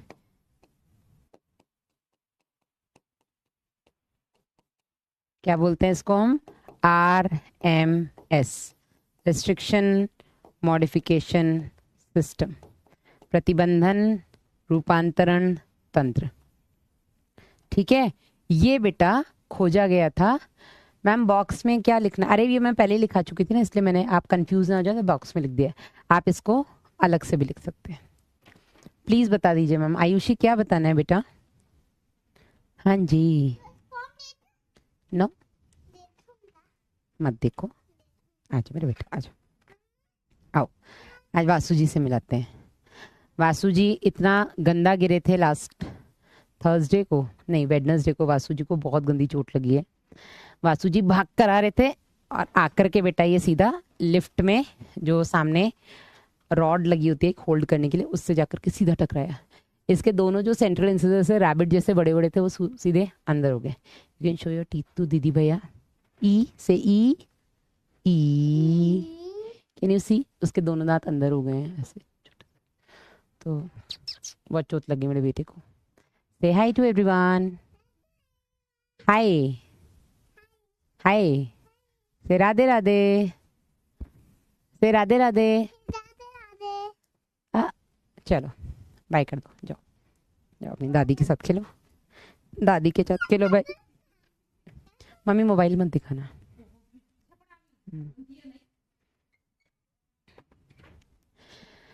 डन। इसके जो रैबिट जैसे दांत थे वो छोटे हो गए हैं। चलिए डन, यहां तक क्लियर है सबको? तो यही बेटा दो चीजें, अगर प्लाज्मिड नहीं होता तो शायद रिकॉम्बिनेंट डीएनए नहीं बन पाता, रिकॉम्बिनेंट डीएनए नहीं बन पाता तो वैसे ही बायोटेक का कुछ नहीं हो पाता, बंटाधार था, ठीक है। दूसरा बेटा, अगर प्रतिबंधन एंडोन्यूक्लियस नहीं होता तो डीएनए को काटते किससे? ये नहीं होते तो भी बेटा आज बंटाधार होता, बायोटेक नहीं हो पाता, ठीक है ना। तो आज बायोटेक्नोलॉजी की जो बेस है वो बेटा यही दो चीजें हैं, एक प्लाज्मिड और दूसरा आपका रेस्ट्रिक्शन एंडोन्यूक्लियस एंजाइम। ये सबको क्लियर है? चलिए अब बढ़ते हैं बेटा इसके इतिहास पर, जरा एनसीईआरटी देखते हैं एनसीईआरटी क्या बोलती है। तो ये शायद मैं पढ़ा भी चुकी थी लेकिन फिर भी एक बार देख लेते हैं। तो एनसीईआरटी ये बोलती है कि एक कृत्रिम पुनर्योगज डीएनए अणु के निर्माण के बारे में हम अध्ययन करेंगे। कैसे एक आर्टिफिशियल रिकॉम्बिनेंट डीएनए बनता है, हम उस पर बात करेंगे। ठीक है, सबसे पहला बेटा जो पुनर्योगज डीएनए था वो सैल्मोनेला टाइफीम्यूरियम के सहज प्लाज्मिड। ठीक है, प्लाज्मिड क्या होता है? गोलाकार गुणसूत्रीय बाह्य डीएनए जो स्वतः प्रतिकृति करता है। यही मैंने सारे पॉइंट्स लिखाए हैं, और मैंने एक और पॉइंट ये लिखा है कि ये वंशानुगत भी होता है सभी डॉटर सेल्स में। ठीक है ना। इसमें बेटा प्रतिजैविक प्रतिरोधी जीन के जुड़ने से इन्होंने पुनर्योगज डीएनए बनाया था। तो इन्होंने क्या किया था? एक प्रतिजैव प्रतिरोधी जीन यानी कि एंटीबायोटिक रेजिस्टेंट जीन लिया। ठीक है, उस एंटीबायोटिक रेजिस्टेंट जीन को इन्होंने सैल्मोनेला टाइफीम्यूरियम के प्लाज्मिड के साथ जोड़ा, और बेटा हाँ स्टैनली, और उसको इन्होंने इकोलाई के अंदर स्थानांतरित किया। स्टैनली कोहेन और हर्बर्ट बॉयर ने बेटा 1972 में ये दोनों जोड़ काटकर आपस में जोड़े, जिसमें बेटा जो आपका नया डीएनए मिला उसको पुनर्योगज डीएनए बोला। ठीक है, अब ये जो प्रतिबंधन एंडोन्यूक्लियस है, तुम यही लिख लो यार, इसको हम प्रतिबंधन एंडोन्यूक्लियस में ही लिख लो बेटा। इसको हम मॉलिक्यूलर सिजर भी कहते हैं। ठीक है, प्रतिबंधन एंडोन्यूक्लियस में लिख लो। इसको हम आणविक कैंची, आणविक कैंची भी बोलते हैं, है ना। इसको हम मॉलिक्यूलर सिजर भी बोलते हैं। आणविक कैंची मतलब कि अणु को काटने वाली कैंची। ठीक है, और अणु क्या है? डीएनए। डीएनए आपका एक जैव अणु है ना, बायोमॉलिक्यूल है, याद करिए हमने क्लास 11th में पढ़ा है। ठीक है ना। अणु कोशिका के अंदर जो पाए जाते हैं उनको हम जैव अणु बोलते हैं, और जैव अणु में आपके प्रोटीन्स हो गए जो कि अमीनो एसिड से मिलकर बनते हैं, कार्बोहाइड्रेट्स हो गए, पॉलीसेक्राइड्स, मोनोसेक्राइड्स, इसके अंदर बेटा आपके वसा हो गए, फैटी एसिड, कोलेस्ट्रॉल हो गए, इसी के अंदर आपके न्यूक्लियोटाइड्स, न्यूक्लियोसाइड्स, और ये सब मिलकर न्यूक्लिक अम्ल बनाते हैं। तो डीएनए आपका क्या है? न्यूक्लिक अम्ल है। ठीक है, एक जैव अणु है। तो क्योंकि बेटा ये डीएनए को काटने का काम करता है, एक अणु को काटने का काम करता है, इसीलिए बेटा हम इसको आणविक कैंची बोलते हैं। एक बच्चा पूछ रहा है कि मैम मिथाइल समूह लगाने से क्या होता है? बेटा मिथाइल समूह लगाने की वजह से जो प्रतिबंधन एंडोन्यूक्लियस इस वायरस के डीएनए को काट रहा है, ये बेटा प्रतिबंधन एंडोन्यूक्लियस अपने भी डीएनए को काट सकता है। ठीक है, ये अपने डीएनए को ना काट ले, इसीलिए इस प्रतिबंधन एंडोन्यूक्लियस के जो भी काटने वाले स्थल हैं, उन काटने वाले स्थल पर बेटा क्या लगा दिया जाता है? मिथाइल समूह लगा दिया जाता है। मिथाइल समूह लगाने की वजह से वो स्थल जहां पर प्रतिबंधन एंडोन्यूक्लियस आके उसको काट सकता है, वो स्थल बेटा क्योंकि मिथाइल समूह जुड़ गया तो प्रतिबंधन एंडोन्यूक्लियस उसको पहचान नहीं पाता तो बेटा उसको काट नहीं पाता। तो प्रतिबंधन एंडोन्यूक्लियस से बचाने के लिए जो मिथाइलेटिंग एजेंट है वो मिथाइल समूह जोड़ देता है और वो अपने डीएनए को बचा लेता है। सिजर्स होता है मैम, SCI लिख लो, ZZOR लिख लो भैया, लो SCI लिख लो। ठीक है, ओके, सिजर हो गया। अब ठीक है, चलो यहां तक समझ में आया। तो इन्होंने सबसे पहला ये पुनर्योगज डीएनए बनाया, जिसके लिए इनको आणविक कैंची कहे जाने वाले प्रतिबंधन एंडोन्यूक्लियस एंजाइम की खोज से डीएनए को विशिष्ट जगहों पर काटना संभव हो सका। ठीक है, तो मैंने क्या बोला, अगर प्रतिबंधन एंडोन्यूक्लियस नहीं होता, अगर प्लाज्मिड नहीं होता, तो बेटा आज बायोटेक्नोलॉजी भी नहीं होती। हार्दिक बोल रहे हैं मैम ये टॉपिक थोड़ा हार्ड है। बेटा मुझे पता है, इसीलिए तो मैं दोबारा से रिपीट की ना पूरी हिस्ट्री जो लास्ट क्लास में पढ़ा दी। ठीक है ना, समझ में आया कि नहीं? चलिए, तो अगर प्रतिबंधन एंडोन्यूक्लियस नहीं होता, आणविक कैंची नहीं होती, तो शायद आज अणु कट नहीं पाते तो जुड़ नहीं पाते तो पुनर्योगज डीएनए बन नहीं पाता। ठीक है, कटे हुए डीएनए का भाग बेटा प्लाज्मिड से जोड़ा गया। ठीक है, और इसको जोड़ने के बाद बेटा क्या बना? एक पुनर्योगज डीएनए बना। तो प्लाज्मिड जो है इसमें बेटा वो एक संवाहक की तरह कार्य करता है। संवाहक याद करिए, कुछ याद आ रहा है? संवाहक, मलेरिया हमें होता है, हम परपोषी होते हैं। कौन करता है मलेरिया? प्लाज्मोडियम करता है। प्लाज्मोडियम आपका परजीवी हो गया, लेकिन वो प्लाज्मोडियम परपोषी के अंदर कैसे पहुंचता है? मादा एनाफिलिस मच्छर के द्वारा। तो मादा एनाफिलिस मच्छर एक वेक्टर हो गई, संवाहक हो गई। तो इसी तरीके से प्रतिजैव प्रतिरोधी जीन मेरा डिजायर्ड जीन है, वांछित जीन है, जिसको मुझे इकोलाई के अंदर यानी कि परपोषी के अंदर डालना है। लेकिन मैं अपने वांछित जीन को परपोषी के अंदर कैसे डालूं? तो उसके लिए मुझे एक वेक्टर की जरूरत पड़ी, और वो वेक्टर बेटा मेरा प्लाज्मिड है। समझ में आया नहीं? अच्छा नजर is real, I believe this. Vasu को तो नजर लगी, मतलब आई नो दिस। उस दिन से मैं इसकी डेली नजर उतारी, मतलब मैं बहुत रिस्पॉन्सिबल हूँ, बस मैं एक ही जगह थोड़ी लापरवाह थी कि मैं उसकी नजर नहीं उतारती थी। उस दिन से मैं उसकी डेली रात को सोने से पहले उतार रही हूँ। हाँ, आंटी भी थी मैम जी। कौन आंटी बेटा? हाँ, टॉपिक हार्ड नहीं है, अपनी अपनी वो है। देखो मैं अच्छा पढ़ाऊंगी तो वैसे भी हार्ड नहीं रहेगा तुम्हें लिए, 2 दिन बाद है ना, सब इजी रहेगा तुम्हारे लिए। समझ में आया नहीं? हाँ, हांडी दिखा देंगे, अभी तो टाइम है बेटा। समझ में आया नहीं? तो जो प्लाज्मिड है बेटा, वो संवाहक की तरह काम कर रहा है। वो आपके वांछित जीन को आपकी परपोषी कोशिका में ले जाने का काम कर रहा है। यह भी आपको आने वाले क्लासेस में और अच्छे से समझ में आएगा। आंटी भी थी मैम जी संवाहक। कौन आंटी? चलो, तो इससे जुड़े बेटा डीएनए को ये स्थानांतरित करता है, इसलिए प्लाज्मिड आपका संवाहक हो गया। संभवतः आप जानते हैं कि मच्छर कीट संवाहक के रूप में मलेरिया परजीवी को मनुष्य शरीर में स्थानांतरित करता है, जो अभी मैंने आपको एग्जांपल दिया।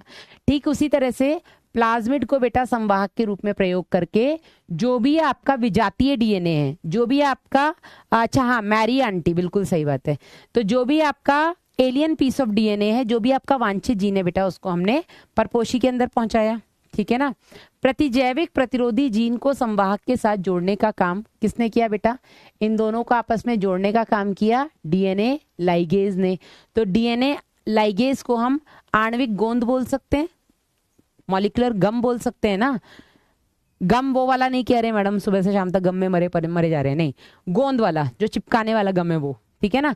तो जैसे हमने प्रतिबंधन एंडोन्यूक्लियस क्योंकि डीएनए को काट रहा है, तो वो आपका मॉलिक्यूलर सिजर हो गया, आणविक कैंची हो गया। इसी तरीके से उनको आपस में जोड़ कौन रहा है? आपके डिजायर्ड पीस ऑफ जीन को आपके प्लाज्मिड जो दूसरा डीएनए है, इन दोनों को आपस में जोड़ कौन रहा है? DNA ligase. तो डीएनए लाइगेज एक तरीके से मॉलिक्यूलर गम हो गया, हाँ या नहीं? डीएनए लाइगेज क्या हो गया? डीएनए लाइगेज एक तरीके से मॉलिक्यूलर गम हो गया।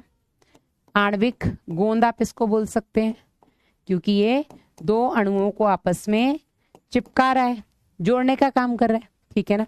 चलिए, तो जो डीएनए के अणु के कटे हुए भाग पर कार्य करके उसके किनारों को जोड़ने का काम करता है। इस संयोजन से, इन दोनों को जोड़ने से इन विट्रो नए गोलाकार स्वतः प्रतिकृति बनाने वाले डीएनए का निर्माण होता है, और इसी को बेटा हम पुनर्योगज डीएनए बोलते हैं। ठीक है? अरे मैडम सैरुद्दीन, देखो बेटा आज आप पहली बार आए हो, प्लीज आप इतना डिस्टर्ब मत करो क्लास में प्लीज। चलिए, अरे निर्मल अभी हम नहीं पहुंचे पॉलीमरेज तक। मैम व्हाट इज विजातीय? विजातीय मतलब जो बाहर से आया है, एलियन पीस ऑफ डीएनए, जो प्लाज्मिड का भाग नहीं है, हम बाहर से लाके उसको प्लाज्मिड से जोड़ रहे हैं, उसको हम विजातीय बोलेंगे। ठीक है ना? समझे या नहीं? चलो, जब बेटा ये डीएनए ई कोलाई में एक जीवाणु जो साल्मोनेला से काफी मिलता जुलता है, ठीक है, उसके अंदर स्थानांतरित किया जाता है, तो एक नए परपोषी के डीएनए पॉलीमरेज एंजाइम का उपयोग कर अनेक प्रतिकृतियां बना लेता है। तो अभी मैं इसके बारे में आगे बताऊंगी। मैं कभी ये चैप्टर एनसीईआरटी से पढ़ाती हूँ, मैंने आपको बताया था, मैं पहली बार ये चैप्टर एनसीईआरटी से रीड कर रही हूँ क्लास में, क्योंकि एनसीईआरटी का सीक्वेंस मेरे पढ़ाने के सीक्वेंस से बहुत अलग है, लेकिन फिर भी मैं इस बार कोशिश कर रही हूँ कि आप लोगों को मैं ही क्लास में पढ़ा दूँ। ठीक है ना? तो ये क्या करते हैं बेटा, जो भी हमने प्लाज्मिड बनाया, या यूं कह लो जो भी हमने रिकॉम्बिनेंट डीएनए बनाया, इस रिकॉम्बिनेंट डीएनए को हमने इकोलाई के अंदर स्थानांतरित किया। इकोलाई के अंदर बेटा ये अपनी बहुत सारी कॉपीज बनाएगा। ठीक है? तो पॉलीमर मतलब बहुत सारे, याद करिए हमने पढ़ा था कि अमीनो एसिड्स कई सारे आपस में मिलते हैं तो जाके प्रोटीन बनता है। तो प्रोटीन अमीनो एसिड्स का पॉलीमर है, हाँ या नहीं? प्रोटीन अमीनो एसिड का पॉलीमर है, कई सारे अमीनो एसिड्स आपस में मिलकर पॉलीमर बना रहे हैं एक प्रोटीन। इसी तरीके से बेटा जो पॉलीमरेज है, और नाम है उसका डीएनए पॉलीमरेज, तो डीएनए पॉलीमरेज डीएनए की बहुत सारी कॉपीज बनाता है।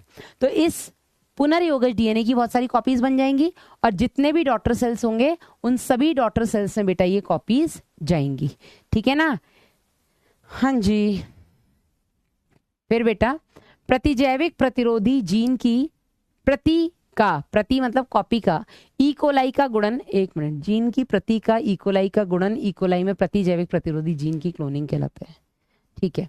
तो वो जो प्रतिजैव प्रतिरोधी जीन है जो अपनी कॉपीज बना रहा है, अपने आप को गुणन कर रहा है बेटा, अपने आप को मल्टीप्लाई कर रहा है, एक तरीके से वो अपनी एग्जैक्ट कॉपीज बना रहा है ना, अपनी जैसी और कॉपीज बना रहा है। इसको बेटा हम जीन क्लोनिंग कहते हैं। क्लोन मतलब, शक्तिमान देखा है ना, शक्तिमान नहीं देखा होगा, आप लोगों के टाइम का ही नहीं है। तो शक्तिमान में बेटा वो जो जैकॉल था ना, जो उसका विलन था शक्तिमान उसका, वो बेटा क्या करता था, राइट अरविंद, वो कॉपीज, वो क्लोन बनाता था, वो कोशिश करता था कि मैं शक्तिमान का क्लोन बना दूं। क्लोन आज की डेट में बहुत सारे क्लोन्स हैं, ठीक है ना, आपके भेड़ के क्लोन हैं, ठीक है। क्लोन मतलब एग्जैक्टली एक की कॉपी बनाना, ठीक है। जैसे आप फोटो कॉपी कराने जाते हो, तो आप फोटो कॉपी जब कराते हो तो एक पेज रखते हो, उसकी 10 कॉपी आपने निकाल ली, तो वो 11 कॉपीज, एक वो ओरिजिनल और बाकी के 10, ये सब एक दूसरे से बिल्कुल मिलते जुलते हैं, तो इनको आप एक दूसरे का क्लोन बोल सकते हो, ठीक है ना। तो जो प्रतिजैव प्रतिरोधी जीन था, जिसको हमने साल्मोनेला टाइफीम्यूरियम के प्लाज्मिड के साथ जोड़ा और हमने इकोलाई के अंदर स्थानांतरित किया, इकोलाई के अंदर उसने अपनी बहुत सारी कॉपीज बनाई, तो एक तरीके से हम कह सकते हैं कि इकोलाई के अंदर उसने अपनी क्लोन्स बना लिए, उसने अपनी जैसी सेम कॉपीज बना ली, ठीक है। मैंने आपको ये भी बताया था लास्ट क्लास में, जो एसेक्सुअल रिप्रोडक्शन होता है, अलैंगिक जनन, वहां पर बेटा जो पेरेंट होता है वो जब डिवाइड करके अपनी जैसी 4 सिबलिंग्स बनाता है, अपने 4 औलादे पैदा करता है, तो वो चारों औलादे एक दूसरे की क्लोन्स होती हैं। बताया था कि नहीं होता, बताया था ना। केवल वो एक दूसरे की क्लोन्स होती हैं, वो अपने पेरेंट की भी क्लोन होती हैं, बताया था ना, यस, ठीक है। तो जीन क्लोनिंग मतलब अपनी ही जैसे, ये पॉइंट बेटा लिख लेना, यहां से आपके नीट में क्वेश्चन आ सकता है, इसको आप ऐसे ही लिख लो, ऐसे, ठीक है, कि जीव के आनुवांशिक रूपांतरण में मूलभूत 3 चरण हैं, ठीक है। किसी भी ऑर्गेनिज्म को अगर आपको जेनेटिकली मॉडिफाई करना है, ठीक है, यस, हम शक्ल बोल सकते हो, अंकित यादव बिल्कुल सही है, ठीक है। ये आप लिखेंगे यहीं से, ठीक है, यहीं से लिखिएगा, जीव के आनुवांशिक रूपांतरण में मूलभूत 3 चरण होते हैं। किसी भी ऑर्गेनिज्म को, ये लिखिएगा, नोट्स में लिखिए, अभी लिखिए, किसी भी ऑर्गेनिज्म को अगर आपको जेनेटिकली मॉडिफाई करना है, ठीक है, अगर आपको किसी भी ऑर्गेनिज्म के अंदर कुछ नए जीन डालने हैं, ठीक है, तो उसके 3 स्टेप होते हैं। क्या क्या स्टेप होते हैं? सबसे पहला, वांछित जीन युक्त डीएनए की पहचान। आपको जो जीन चाहिए वो जीन किस डीएनए में है, पहले आप वो पहचानो। जैसे इसका मैं एक एग्जांपल देती हूँ, जिस तरीके से बायोटेक्नोलॉजी में आए दिन न्यू रिसर्चेस हो रहे हैं, जिस तरीके से बायोटेक्नोलॉजी के फील्ड में बेटा ग्रोथ हो रही है, ये कहना कोई बहुत बड़ी बात नहीं होगी। अब जैसे देखो, पहले जब जिनके बच्चे नहीं होते थे, ठीक है, पहले जिनके बच्चे नहीं होते थे, जो जिनको गांव में बांझ, इनफर्टाइल बोला जाता है बेटा, जिनके बच्चे नहीं होते वो नहीं, बिना बच्चे के ही रह जाते थे, हाँ या नहीं। लेकिन आज की डेट में क्या हो गया है, आज की डेट में आईवीएफ टेक्नोलॉजी आ गई है। आईवीएफ में हम क्या कर रहे हैं बेटा, आईवीएफ में हम आर्टिफिशियली एग और स्पर्म को कलेक्ट करके फर्टिलाइज करवा रहे हैं टेस्ट ट्यूब में, और इसको बेटा हम, I don't know, I don't remember, go, ठीक है। तो यहाँ पर बेटा हम क्या कर रहे हैं, हम आर्टिफिशियली एग और स्पर्म को कलेक्ट कर रहे हैं और हम उनको लैब के अंदर टेस्ट ट्यूब में हम उसको बेटा फर्टिलाइज करवा रहे हैं, ठीक है।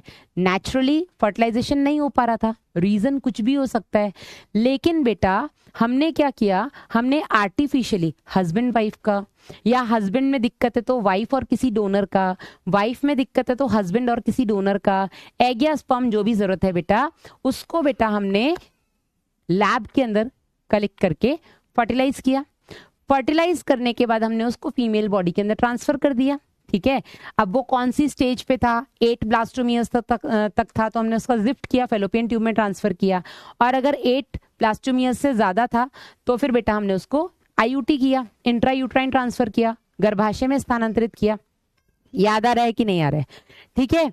तो हमने क्या किया बेटा, हमने आर्टिफिशियली ऐसे पेरेंट्स को जो इनफर्टाइल थे, या ऐसे कपल्स को जो इनफर्टाइल थे, हमने उनको पेरेंट्स बनने का सुख दिया, ठीक है। अब हमें ये तो पता लग गया, या तो हस्बैंड वाइफ का एग या स्पर्म, या किसी डोनर वाइफ या किसी डोनर मतलब मेल का एग या स्पर्म करके आप आईवीएफ करवा सकते हो, ठीक है। लेकिन ये कहना गलत नहीं होगा कि आने वाले, और आपको पता है आईवीएफ में आप अपनी इच्छा अनुसार लड़का या लड़की पैदा कर सकते हो, आप अपनी इच्छा अनुसार लड़का भी पैदा कर सकते हो, लड़की पैदा, क्योंकि स्पर्म तो हम ही फर्टिलाइज कर रहे हैं ना, मतलब हम मतलब डॉक्टर ही फर्टिलाइज कर रहा है ना, तो डॉक्टर को पता है स्पर्म दो टाइप के होते हैं, एक्स होता है, वाई होता है। एग तो हमेशा ही एक्स होगा, अगर एक्स एग के साथ एक्स स्पर्म फर्टिलाइज करेगा तो लड़की हो जाएगी, एक्स एग के साथ वाई स्पर्म फर्टिलाइज करेगा तो लड़का हो जाएगा। ठीक है, तो ये हमने आर्टिफिशियली करा दिया। जब हम इतना करवा सकते हैं आर्टिफिशियली, तो कोई बहुत बड़ी बात नहीं है कहना कि आने वाले समय में हम अपनी इच्छानुसार अपना बच्चा डिजाइन करवा सकते हैं। मैं चाहती हूँ मेरी बच्ची की आंखें बिल्कुल ऐश्वर्या राय जैसी हों, ऐश्वर्या राय अपनी आंखों की तरह मानी जाती हैं।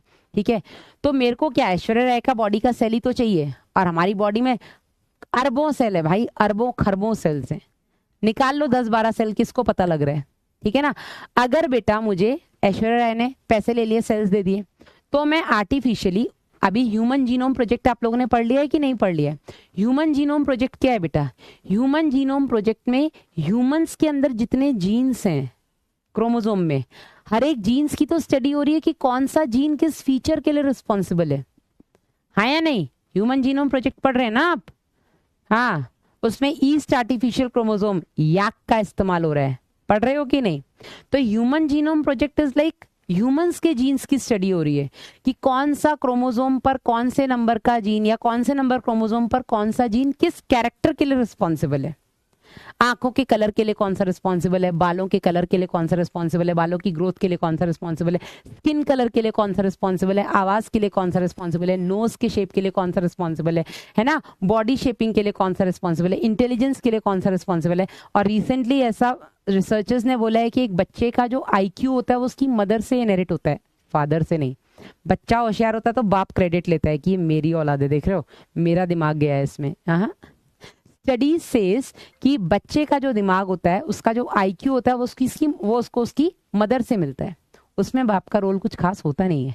ठीक है ना, तो ह्यूमन जीनोम प्रोजेक्ट में भी इन सब की स्टडी चल रही है। ठीक है ना, कि बच्चों के किस किस कैरेक्टर के लिए, मतलब किसी भी ह्यूमन के किसी भी कैरेक्टर के लिए कौन से क्रोमोसोम का कौन सा जीन रिस्पॉन्सिबल है। सोचो, जिस दिन हमें ये सब पता लग गया, हमें ह्यूमन के अंदर एक एक क्रोमोसोम पर प्रेजेंट एक एक जीन का फंक्शन पता लग गया, उस दिन हम अपने हिसाब से बच्चा मैनिपुलेट करेंगे। हैं, आपको अगर बेसिक सब पता लग गया कि सब्जी कैसे बनती है, सब्जी में तेल डलता है, सब्जी में घी डलता है, कौन सी सब्जी तेल में बनती है, कौन सी घी में बनती है ना, कौन सी में कितना जीरा राई, किस में कड़ी पत्ता, किस में नमक मिर्च, बेसिक पता लग गया है ना। अब इंसान एक्सपेरिमेंट करता है, आज मैं ये बनाऊंगा उसमें मैं ये चीजें डालूंगा, अच्छा चलो आज मैं इसको नए तरीके से बनाता हूँ उसमें ये डालूंगा। एक्सपेरिमेंट ही तो करते हैं, और क्या करते हैं, है ना। जो शेफ्स हैं वो नए नए एक्सपेरिमेंट ही तो करते हैं। तो इसी तरीके से बेटा जो एक्सपेरिमेंट आज हम सब्जियों पर कर रहे हैं, कल को ये इंसानों पर होंगे, and it's not at all a big deal. आने वाले समय में ये होने वाला है। ये बायोटेक का एक निगेटिव एस्पेक्ट है। ठीक है, हर चीज के सिर्फ फायदे। अब AI का किसने सोचा था कि AI आपको इस तरीके से बर्बाद करने की भी सोच सकता है, आपकी नौकरियां खा जाएगा। जिसने AI बनाया था तो बहुत वो सोच समझ के बनाया था कि इंसान का काम हल्का होगा। किसने बोला था कि AI आएगा तो लोगों की नौकरियां खा जाएगा? किसको पता था? नहीं पता था। अगर पता होता तो शायद AI नहीं बनाते। ठीक है, लेकिन आज AI आ गया है तो भैया बहुत चीजें बहुत खराब हो गई हैं। उसका प्लस पॉइंट ये है कि काम जल्दी हो रहे हैं, लेकिन उसका नेगेटिव पॉइंट क्या है? कितनों की नौकरियां चली गई। उसका नेगेटिव पॉइंट क्या है कि इन फ्यूचर किसी के साथ कुछ भी हो सकता है, किसी भी तरीके से मैनिपुलेट कर सकती है, उसकी वॉइस, उसकी फेस, उसका बहुत कुछ।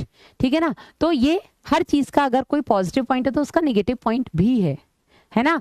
और यही बायोटेक्नोलॉजी का एक मिसयूज हो सकता है। इन्हें देख लो मम्मी, यही बायोटेक्नोलॉजी का एक मिसयूज हो सकता है कि हम हमारे हिसाब से तो हम नेचर के साथ छेड़छाड़ करेंगे तो नेचर हमारे साथ करेगा, आज नहीं तो कल करेगा भाई। समझ रहे हो या नहीं? क्लियर है? तो सबसे पहले अगर आपको कोई भी ऐसा कैरेक्टर चाहिए अपने बच्चे में, तो आपको पहचानना पड़ेगा ना वो कैरेक्टर कौन से DNA में है, वो जीन कौन से DNA में है जो इस कैरेक्टर के लिए रिस्पॉन्सिबल है, जो कैरेक्टर आपको चाहिए। ठीक है, तो सबसे पहला बेटा इसका पॉइंट क्या होता है? सबसे पहला बेटा, अगर आपको किसी भी ऑर्गेनिज्म को जेनेटिकली मॉडिफाई करना है तो सबसे पहले आपको वांछित जीन वाले DNA को पहचानना है कि मैं कौन से DNA से अपना वांछित जीन निकालूंगा। सपोज मेरा वांछित जीन ये है, ठीक है, ये सपोज मेरा वांछित जीन है, तो वांछित जीन किस DNA में प्रेजेंट है? पहले ये DNA तो निकालना पड़ेगा ना, इस DNA में से मैं ये जीन निकालूंगी, पहली चीज। दूसरी चीज बेटा क्या होगा, दूसरी चीज जो भी मेरा चिन्हित डीएनए है उसको मैं परपोषी में स्थानांतरित करूंगी। जो भी मेरा चिन्हित डीएनए मतलब जो मेरा मन का वो डीएनए जिसके अंदर मेरा वांछित जीन है, इसको मैं एक होस्ट सेल के अंदर ट्रांसफर करूंगी। ठीक है, ना केवल मैं उसको ट्रांसफर करूंगी, मैं ये भी देखूंगी कि जो मेरा ट्रांसफर्ड डीएनए है बेटा, ये जाकर के परपोषी में अपने आप को बनाए रखे। ऐसा नहीं कि वहां पहुंच गया वहां जाकर के काम ही नहीं कर रहा है ना, वो वहां जाके अपने आप को बनाए भी रखे, और ना केवल अपने आप को वो मल्टीप्लाई करे, मल्टीप्लाई करने के साथ साथ जितनी भी उसकी डॉटर सेल्स हैं उन सब डॉटर सेल्स के अंदर वो जाए। सोचो, मैंने इतनी मेहनत की, मैंने अपना एक डिजायर्ड पीस ऑफ जीन लेकर के एक प्लाज्मिड या किसी के भी साथ जोड़ करके मैंने एक होस्ट सेल में डाल दिया। अब मैंने होस्ट सेल में क्यों डाला, ताकि वहां पे मल्टीप्लाई करे, अपनी जैसी और सेल्स बनाए। मैंने इतनी मेहनत करके उसको होस्ट सेल में डाल दिया, वो होस्ट सेल में ऐसे ही पड़ा हुआ है, वो मल्टीप्लाई नहीं कर रहा। मल्टीप्लाई कर भी रहा है तो जो डॉटर सेल्स हैं डॉटर सेल्स में नहीं जा रहा, तो मेरे तो वो किसी काम का नहीं हुआ ना। अब मुझे डॉटर सेल के अंदर फिर वही सेम एक्सपेरिमेंट रिपीट करना पड़ेगा। तो मैं ये चाहती हूँ कि जो काम मैं एक सेल में करूं, मैं इस तरह से करूं कि वो सेल जब अपनी कॉपीज बनाए तो हर एक सेल के अंदर मेरा वो काम दिखे। हाँ या नहीं, समझ में आया कि नहीं? तो ये बेटा ये नोट में लिखना है, ये आपको नोट्स बनाने हैं, नोट्स में ये लिख लेना है ना कि किसी भी जीव को अगर अनुवांशिक रूपांतरित करना है तो ये 3 स्टेप्स आपको फॉलो करने होते हैं। सबसे पहला स्टेप है बेटा क्या, आपको अपने वांछित जीन युक्त डीएनए को पहचानना है। दूसरा है बेटा जो भी आपका चिन्हित डीएनए है उसको आपको एक होस्ट सेल के अंदर ट्रांसफर करना है, और होस्ट सेल के अंदर ट्रांसफर करने के बाद आपको उसको होस्ट सेल में बनाए रखना है। और साथ ही साथ इस चीज का ध्यान रखना है कि जब वो डॉटर सेल्स बने तो हर एक डॉटर सेल के अंदर वो इनहेरिट हो, स्थानांतरित हो। Done, noted. चलो हेडिंग डालिएगा जैव प्रौद्योगिकी के सिद्धांत, principles of biotechnology.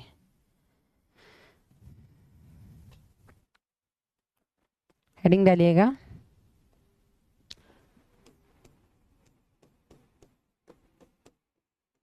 Principles of biotechnology. ठीक है, जैव प्रौद्योगिकी 2 सिद्धांतों पर आधारित है। ठीक है, पूरी की पूरी बायोटेक्नोलॉजी 2 प्रिंसिपल्स पर बेस्ड है, और वो 2 प्रिंसिपल्स क्या है बेटा? सबसे पहला है आनुवांशिक अभियांत्रिकी, जिसे हम बोलेंगे जेनेटिक इंजीनियरिंग।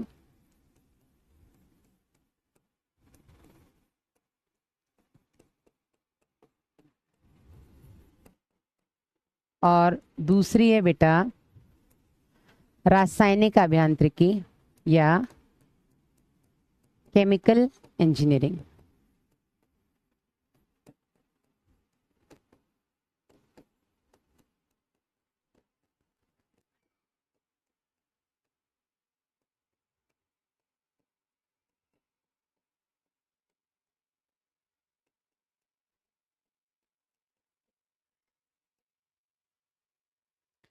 फर्स्ट इज आनुवांशिक अभियांत्रिकी, सेकंड इज रासायनिक अभियांत्रिकी।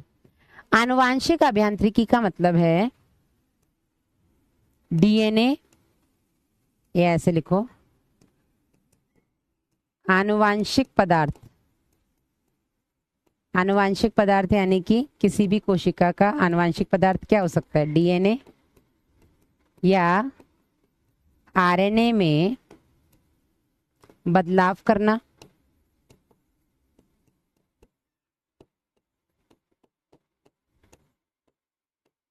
नया जीन जोड़ना या हटाना। ठीक है, तो जेनेटिक इंजीनियरिंग मतलब जीन्स के साथ खेलना। ठीक है, बायोटेक्नोलॉजी मतलब जीव के साथ टेक्नोलॉजी लगा रहे हो, यानी कि टेक्निक लगा रहे हो। ठीक है, ठीक है मनीष।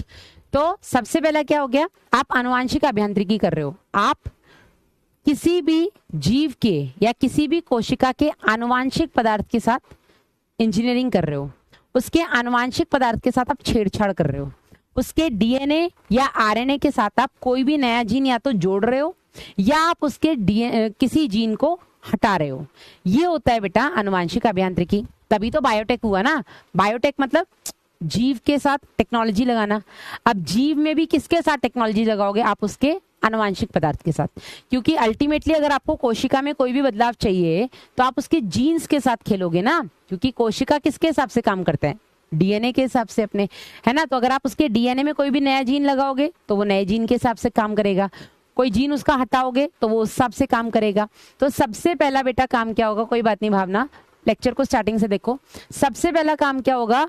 हम किसी भी कोशिका के आनुवांशिक पदार्थ में या तो कोई नया जीन जोड़ेंगे या उसका कोई जीन हटाएंगे। ये हो गया बेटा सबसे पहला सिद्धांत, प्रिंसिपल। जब तक आप ये नहीं कर रहे हो मतलब आप बायोटेक के साथ, आप बायोटेक ही नहीं कर रहे हो, ठीक है। बायोटेक मतलब उसके आप आनुवांशिक पदार्थ के साथ खेल रहे हो, ठीक है। अब आप खेल लिए, अब याद करिए पुरानी और नई जैव प्रौद्योगिकी में क्या अंतर था? पुरानी जैव प्रौद्योगिकी में मेरे वांछित जीन के साथ साथ कुछ अवांछित जीन भी अपने आप को एक्सप्रेस कर रहे थे, जो मैं नहीं चाहती, जो मैं नहीं चाहती हूं वो जीन भी अपने आप को एक्सप्रेस कर रहा है, ठीक है। लेकिन जो नई जैव प्रौद्योगिकी है उसका तो काम ही यही है, पुरानी जैव प्रौद्योगिकी की कमी को दूर करना।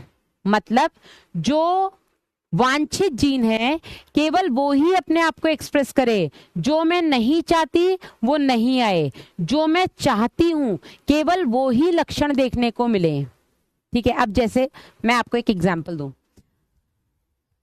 नेचुरल सबके बच्चे हो रहे हैं आज की डेट में, अभी तक कोई बायोटेक से तो बच्चे पैदा नहीं करा रहा ना। तो जब नेचुरल बच्चे हो रहे हैं तो मम्मी और पापा के एग और स्पर्म मिल रहे हैं, ठीक है। और उनके एग और स्पर्म मिलने से जो जीन डोमिनेट करेगा वो बच्चे में दिखेगा। जैसे मम्मी के रंग का जीन डोमिनेट कर गया, बच्चे का रंग मम्मी जैसा। पापा की आंखों वाला जीन डोमिनेट कर गया, बच्चे की आंखों का रंग पापा जैसा। मम्मी की हाइट वाला जीन एक्सप्रेस कर गया तो बच्चे की हाइट मम्मी जैसी हो सकता है, मम्मी छोटी हो पापा लंबे हो तो बच्चा छोटा ही रह जाएगा, क्योंकि मम्मी की हाइट वाला जीन एक्सप्रेस कर गया, ठीक है। पापा का हेयर्स वाला जीन एक्सप्रेस कर गया तो बच्चे के बाल पापा जैसे। आज की डेट में ऐसे ही बच्चे हो रहे हैं, ऐसे ही बच्चे हो रहे हैं ना आज की डेट में, मम्मी और पापा के मिश्रण। ऐसा तो है नहीं ना बच्चा एग्जैक्ट कॉपी मम्मी का उसमें पापा का एक भी लक्षण नहीं, या बच्चा एग्जैक्ट कॉपी पापा का उसमें माँ का एक भी लक्षण नहीं। ऐसा बच्चा तो नहीं होता है ना। हो सकता है दिखने में उसके लक्षण माँ जैसे हो लेकिन अंदर से कुछ पापा जैसे हो सकता है दिखने में वो पापा जैसा हो लेकिन उसके लक्षण कुछ मम्मी जैसे हो, है ना। तो आज की डेट में बेटा जो बच्चे पैदा होते हैं वो मिक्स है। हो सकता है कि मम्मी की आंखें एकदम ब्लैक, पापा की आंखें बोलते हैं ना कंजी आंखें, ब्राउन। अब मम्मी पापा डिस्कस कर रहे हैं यार बच्चे की आंखें ब्लैक ही हो, तुम्हारी जैसी हो यार, मेरी जैसी कंजी आंखें ना हो, मुझे मेरी आंखें पसंद नहीं है। तो मम्मी पापा चाहते ये हैं कि बच्चे की आंख मम्मी जैसी हो, काली काली एकदम, ये काली काली आंखें पुरुरु, ठीक है। तो चाहते तो वो ये थे कि बच्चे की आंख बिल्कुल मम्मी जैसी हो, उनकी इच्छा ये है। लेकिन बेटा हो सकता है कि आंखों के रंग का जो जीन था वहां पर पापा का जीन डोमिनेट कर जाए, स्पर्म का डोमिनेट कर जाए, और बेटा बच्चे की आंखें पापा जैसी हो जाए, आंखों का रंग, जो वो बिल्कुल नहीं चाहते थे। यही तो पुरानी जैव प्रौद्योगिकी है कि यहां पर आप जो चाहते हो वांछित जीन, वो चाहती थी मम्मी चाहती यार हाइट बिल्कुल तुम्हारी जैसी हो, तुम लंबे हो, बच्चा भी लंबा होना चाहिए, ठीक है ना। तो ठीक है बच्चा लंबा भी हो गया, लेकिन वो चाहते थे कि आंखें तो कम से कम तुम्हारी जैसी ना हो। लेकिन वांछित क्या था कि हाइट पापा जैसी हो गया। लेकिन वो क्या चाहते थे कि आंखों का कलर कम से कम पापा जैसा ना हो, ये अवांछित था। अवांछित जीन भी एक्सप्रेस कर गया, बच्चे की आंखों का रंग भूरा हो गया। यही तो पुरानी जैव प्रौद्योगिकी है कि वांछित जीन के साथ साथ अवांछित जीन भी अपने आप को एक्सप्रेस कर रहा है। लेकिन जो नई जैव प्रौद्योगिकी है उसका क्या काम है? उसका काम है केवल वो ही जीन एक्सप्रेस करे जो आप चाहते हैं, केवल वांछित जीन ही अपने आप को एक्सप्रेस करे। ये बेटा न्यू बायोटेक्नोलॉजी है।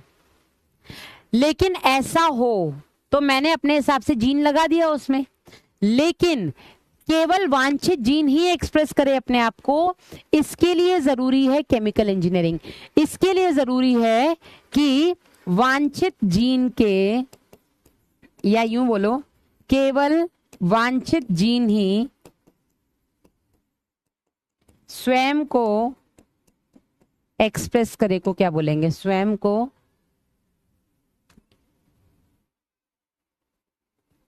एक मिनट रुको, केवल वांछित जीन के ही लक्षण दिखें,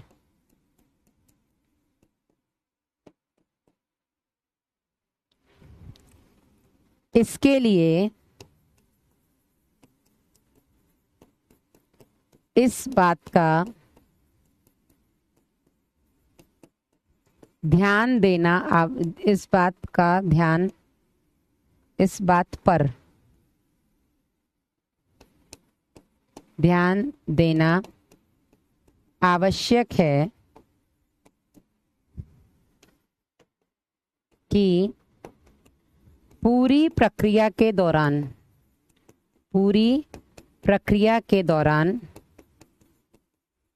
किसी भी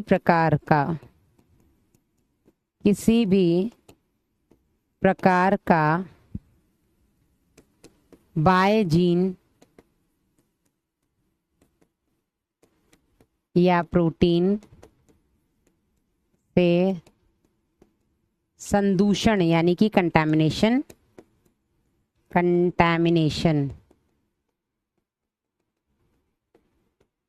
ना हो। समझे या नहीं? इसको बेटा हम बोलेंगे व्यक्त या प्रदर्शित। Thank you Prachi. इसको हम बोलेंगे केमिकल इंजीनियरिंग। सबसे पहले हमने क्या किया? आनुवांशिक अभियांत्रिकी। हमने जीन में हमारे हिसाब से बदलाव कर दिए। हमने इस तरीके के जीन लगाए जो हम चाहते थे, जो अपने आप को एक्सप्रेस करें। लेकिन जब हमने जीन लगा दिया, तब से लेकर के प्रोडक्ट बनने तक कोई भी बाहरी जीन ना आ जाए, कोई भी बाहरी प्रोटीन उस पूरे मैकेनिज्म के दौरान ना आ जाए। क्योंकि अगर कोई बाहरी जीन आ गया तो भाई अपने आप को एक्सप्रेस करेगा, तो हमें नहीं चाहिए। हमें केवल वो ही जीन एक्सप्रेस चाहिए जो हम चाहते हैं। यस, तो हमें एक स्टेराइल एनवायरनमेंट चाहिए। स्टेराइल मतलब जिसमें किसी भी तरीके का कंटैमिनेशन ना हुआ हो, किसी भी तरीके का संदूषण ना हुआ हो। ठीक है, तो उस चीज के लिए हम इस चीज को ध्यान रखेंगे कि एक बार अपने वांछित जीन को हमने लगा दिया, फिर पूरी प्रक्रिया के दौरान कोई भी बाहर से जीन या प्रोटीन बेटा उस प्रक्रिया के दौरान वहां पर ना एंटर कर सके। ये है बेटा केमिकल इंजीनियरिंग। क्योंकि अगर बेटा कोई बाहरी जीन आ गया तो तुम्हारी तो पूरी टेक्नोलॉजी बेकार हो गई ना।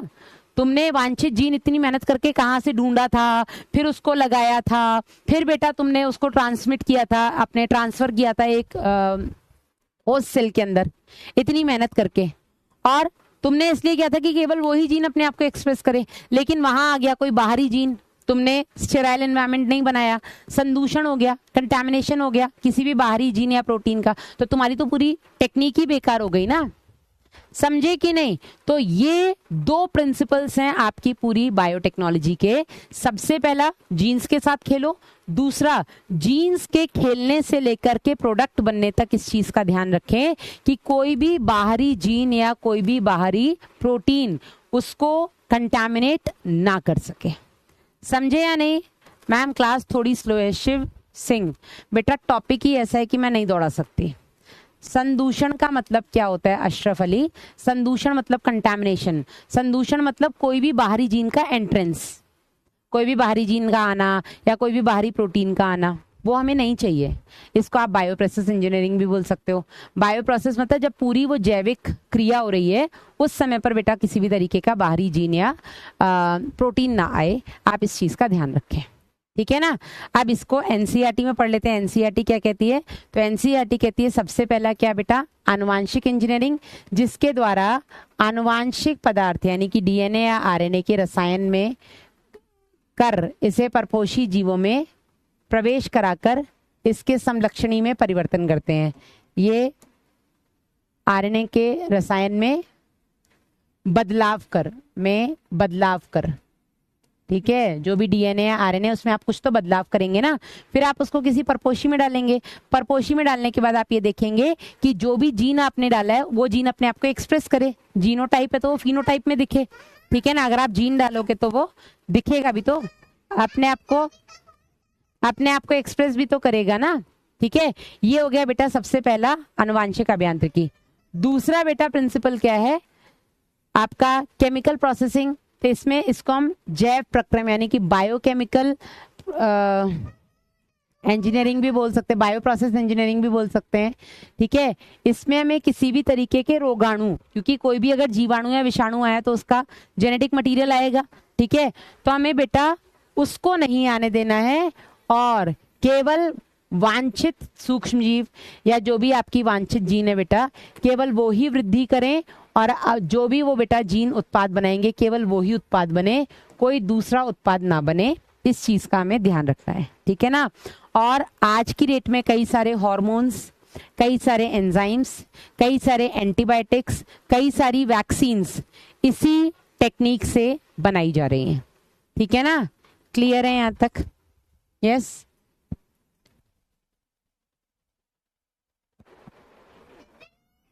बढ़ते हैं आगे बेटा, हेडिंग डालेगा जैव प्रौद्योगिकी के उपकरण, टूल्स ऑफ बायोटेक्नोलॉजी। अब ये सारे प्रोसेस करने के लिए आपको किन किन की जरूरत होती है, कैसे आप ये कोई भी जीव या उत्पाद बना सकते हैं, क्या क्या बेटा हम यहाँ पे टूल्स इस्तेमाल कर रहे हैं। हम यहाँ पर 3 तरीके के टूल्स इस्तेमाल कर रहे हैं। सबसे पहला हमें कुछ एंजाइम्स चाहिए। ठीक है, दूसरा बेटा हमें एक संवाहक चाहिए यानी कि वेक्टर चाहिए, और तीसरा हमें एक परपोषी जीव चाहिए, होस्ट, कॉम्पिटेंट होस्ट, परपोषी कोशिका या परपोषी जीव, होस्ट सेल या होस्ट ऑर्गेनिज्म। बायोटेक्नोलॉजी के प्रोसेस के लिए या कोई भी उत्पाद बनाने के लिए हमें ये 3 तरीके के उपकरण चाहिए। ठीक है, नीतू ज्यादा नंबर बांटने का शौक है तो बेटा दे दो, मैं बांट देती हूँ।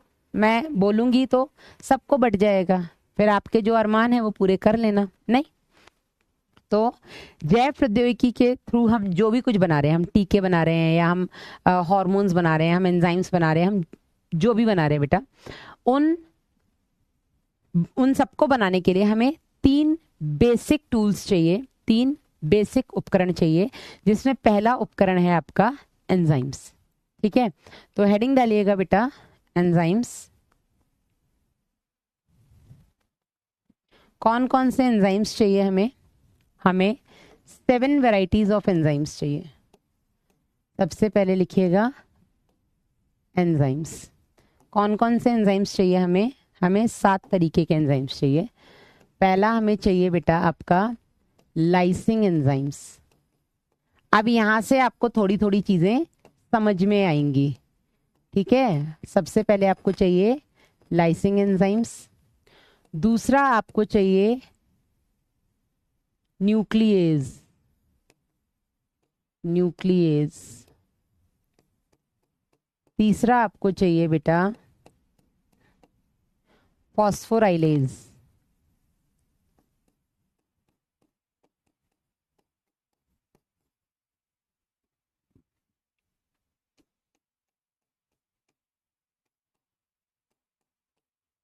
चौथा आपको चाहिए एल्केलाइन फॉस्फेटेज। पांचवा आपको चाहिए डीएनए लाइगेज। छठवा आपको चाहिए DNA polymerase. And last but not the least जो आपको चाहिए वो है बेटा आपका reverse transcriptase. Reverse transcriptase.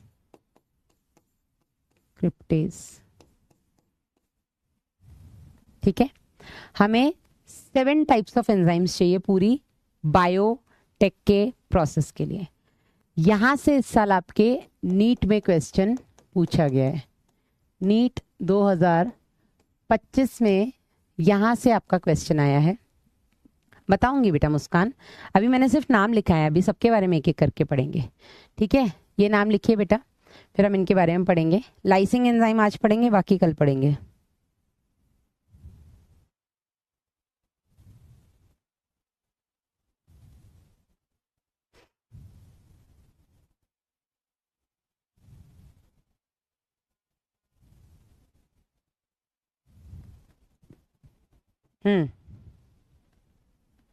Shivkant Dubey पागल वागल हो गया क्या है? अंडे से निकल नहीं पाए चूजे, मोहब्बत को किसी और के साथ देखा है कभी? यही गम रह गया है तुम्हारी जिंदगी में भी? हाँ मैम, हांडी दिखाओ और चले जाओ, भाग यहाँ से। मैम टॉपिक डालिए बेटा, टॉपिक तो डाला ना हमने। टॉपिक है जैव प्रौद्योगिकी के उपकरण। क्या क्या हमें टूल्स चाहिए? एंजाइम्स चाहिए, वेक्टर्स चाहिए, और हमें चाहिए परपोषी। सबसे पहले हम एंजाइम्स पढ़ेंगे, फिर हम वेक्टर्स पढ़ेंगे, फिर बेटा हम बात करेंगे परपोषी की। ठीक है, इसमें ये दोनों हमें डिटेल में पढ़ने हैं, ये तो छोटे छोटे से हैं, एक बार इनके बारे में आप यहीं पर देख लो बेटा। एल्कलाइन फॉस्फेटेज क्या करते हैं? डीएनए के कटे सिरे से, जो भी डीएनए का कटा हुआ सिरा होता है उससे फॉस्फेट समूह को हटाते हैं। फॉस्फेट समूह को हटाते हैं। ठीक है, फॉस्फेट समूह हट जाएगा तो डीएनए खुद से नहीं जुड़ेगा, है ना। फॉस्फोराइलेज क्या करता है बेटा, और कौन से सिरे से? डीएनए के कटे 5' सिरे से। आप यहाँ और चाहो तो ऐसे लिख लो, डीएनए के कटे जो 5' सिरा होता है, 5' सिरे से बेटा ये फॉस्फेट समूह को हटाने का काम करते हैं। उसी 5' सिरे पर फॉस्फेट समूह को जोड़ने का काम बेटा फॉस्फोराइलेज करते हैं। 5' सिरे पर फॉस्फेट समूह को जोड़ना ये कौन करता है बेटा? ये करता है आपका फॉस्फोराइलेज। ठीक है, डीएनए लाइगेज क्या करता है बेटा? दो डीएनए को जोड़ने का काम करता है। ठीक है, तो लाइगेज यानी कि लाइगेट करेगा, तो ये दो डीएनए के टुकड़ों को लाइगेट करता है, यानी कि जोड़ता है। ठीक है, डीएनए लाइगेज। आपका पॉलीमरेज क्या करता है? पॉलीमरेज यानी कि पॉलीमर बनाएगा। तो डीएनए पॉलीमरेज बेटा डीएनए की कॉपीज बनाता है, यानी कि प्रतिकृतियां बनवाता है। प्रतिकृति मतलब कि कॉपीज या क्लोन्स बनवाता है। ठीक है, एक ही डीएनए की एक जैसी 100 कॉपी बना दो, एक ही डीएनए की एक जैसी 1000 कॉपीज बना दो, तो कॉपीज बनाने का काम पॉलीमरेज करता है। और रिवर्स ट्रांसक्रिप्टेज आपको पता है, ट्रांसक्रिप्शन मतलब डीएनए से आरएनए बनना, रिवर्स ट्रांसक्रिप्शन मतलब आरएनए से डीएनए बनवाना। ठीक है, तो ये आरएनए से डीएनए बनवाता है। ये समझ में आया कि नहीं? हाँ, ये पांचों समझ में आए? यस।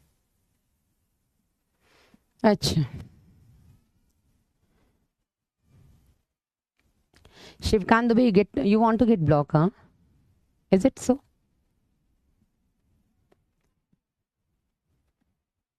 ये समझ में आया पांच क्या करते हैं? ये दोनों तो डिटेल में पढ़ने हैं अपने को। मैम आप सरप्राइज क्या ला रहे हो बेटा? अभी सितंबर आया है, अभी आज 1 सितंबर हुई है। PYQ लेकर आई हूँ हिमांशु, डोंट वरी। ये समझ में आया नहीं पांचों? फॉस्फोराइलेज सबसे पहले एल्कलाइन फॉस्फेटेज क्या करता है? जो डीएनए को आपने काटा है उसके 5' एंड से ये क्या हटा देता है? फॉस्फेट हटा देता है, ताकि वापस से डीएनए ना जुड़ जाए। ठीक है, फॉस्फोराइलेज क्या करता है? जब हमें डीएनए को जोड़ना होता है तो 5' एंड पे लाके वो फॉस्फेट समूह को जोड़ देता है। ठीक है, डीएनए लाइगेज दो डीएनए टुकड़ों को जोड़ने का काम करता है, जो हमने पीछे आपका रिकॉम्बिनेंट डीएनए टेक्निक में देखा था। डीएनए पॉलीमरेज क्या करता है? डीएनए के पॉलीमर्स बनवाता है, डीएनए की कॉपीज बनवाता है। और रिवर्स ट्रांसक्रिप्टेज आरएनए से डीएनए बनवाता है। ठीक है, इन दोनों के बारे में हम बात करेंगे। तो सबसे पहले हेडिंग डालिएगा लाइसिंग एंजाइम्स, ये बहुत मजेदार है। सबसे पहले क्या आप हेडिंग डालेंगे? Lysing enzymes. Lysing enzymes.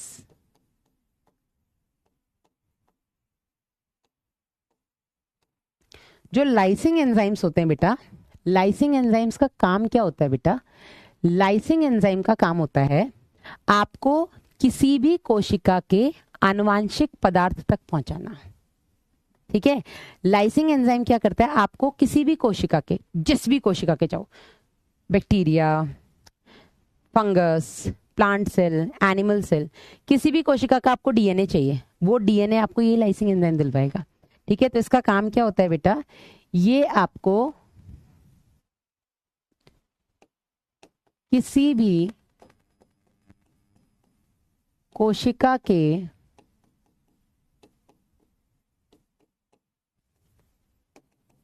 आनुवांशिक पदार्थ तक पहुंचाते हैं।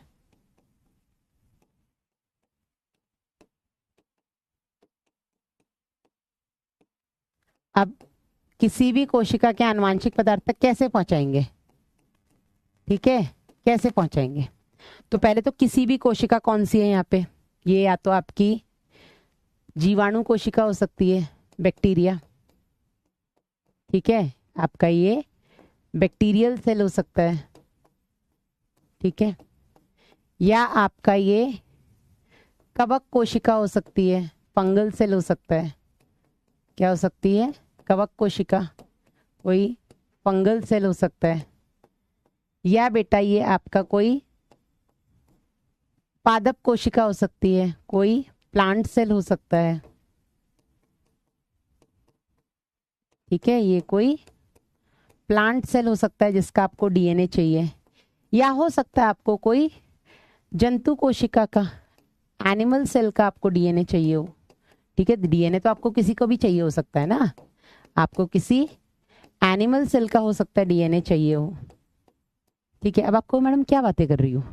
हाँ, अगर मेरे को हमारा कोई जीन निकालना है ना, मुझे अगर मेरे किसी सेल के अंदर से मेरी आईज के कलर का जीन निकालना है, तो मैं तो एनिमल हूं ना, तो एनिमल सेल का निकलेगा।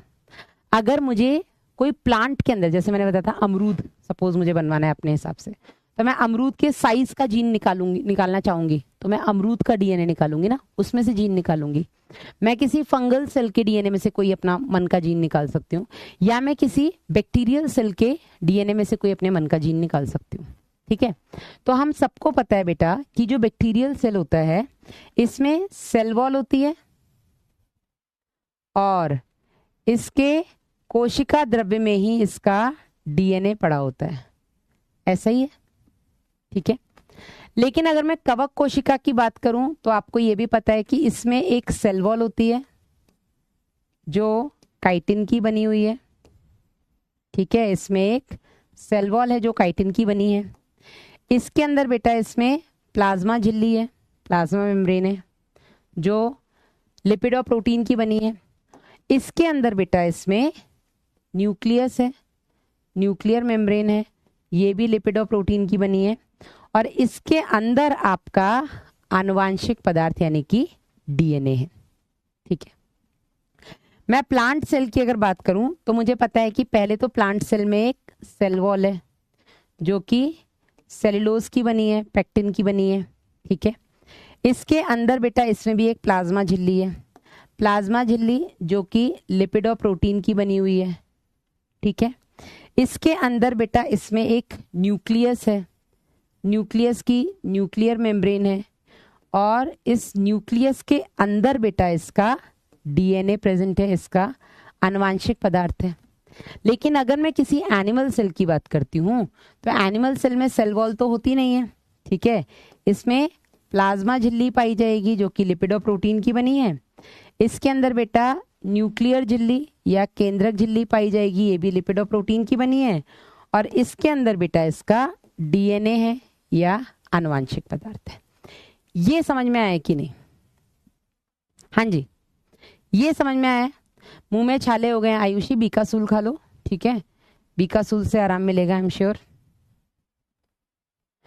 हाँ जी, ये समझ में आया कि नहीं? आनुवांशिक पदार्थ किसी भी कोशिका का प्रेजेंट कहां पर है पहले तो आपको वो पता होना चाहिए।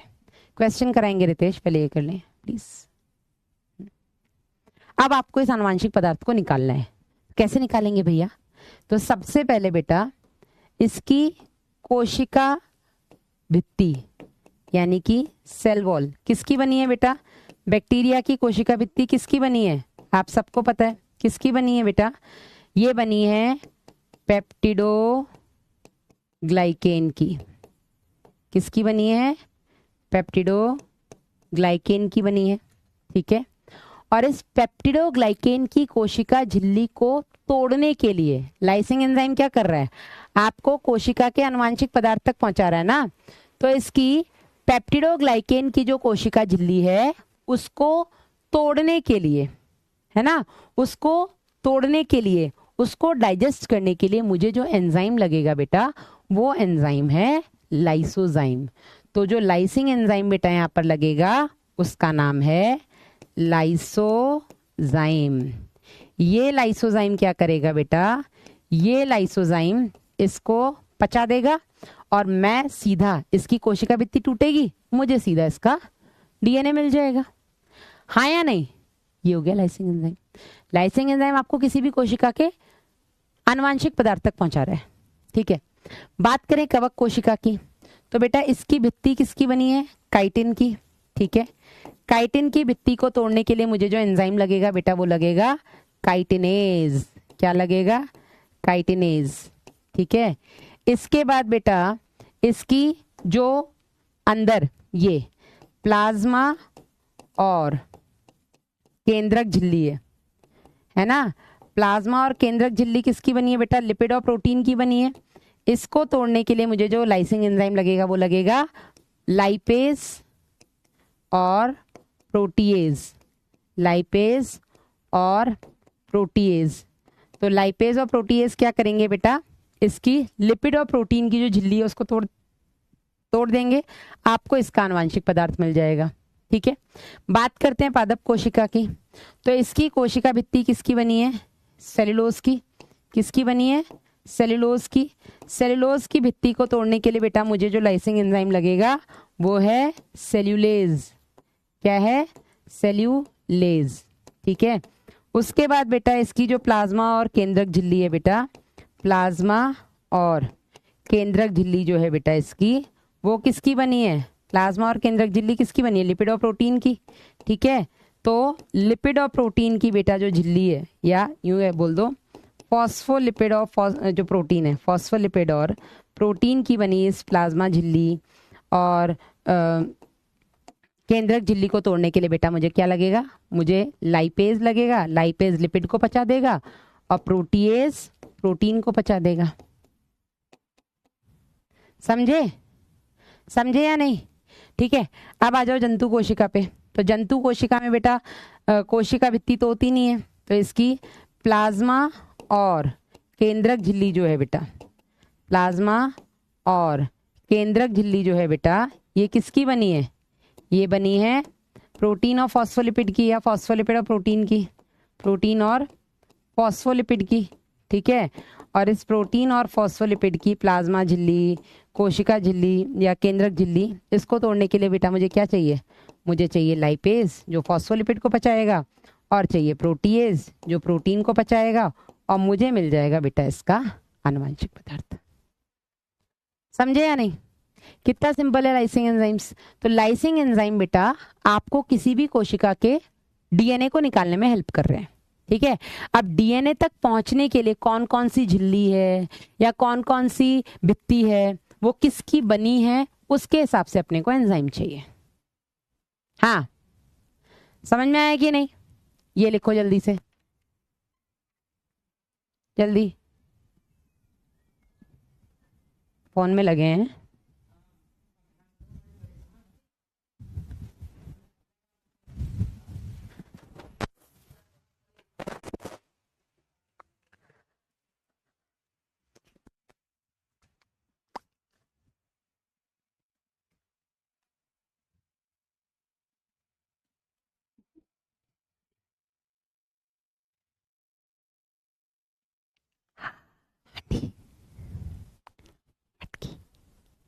यस अरविंद, आज मैं स्पूलिंग पढ़ा दूंगी।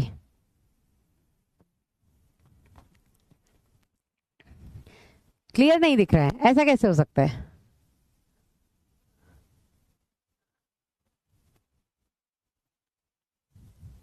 डन।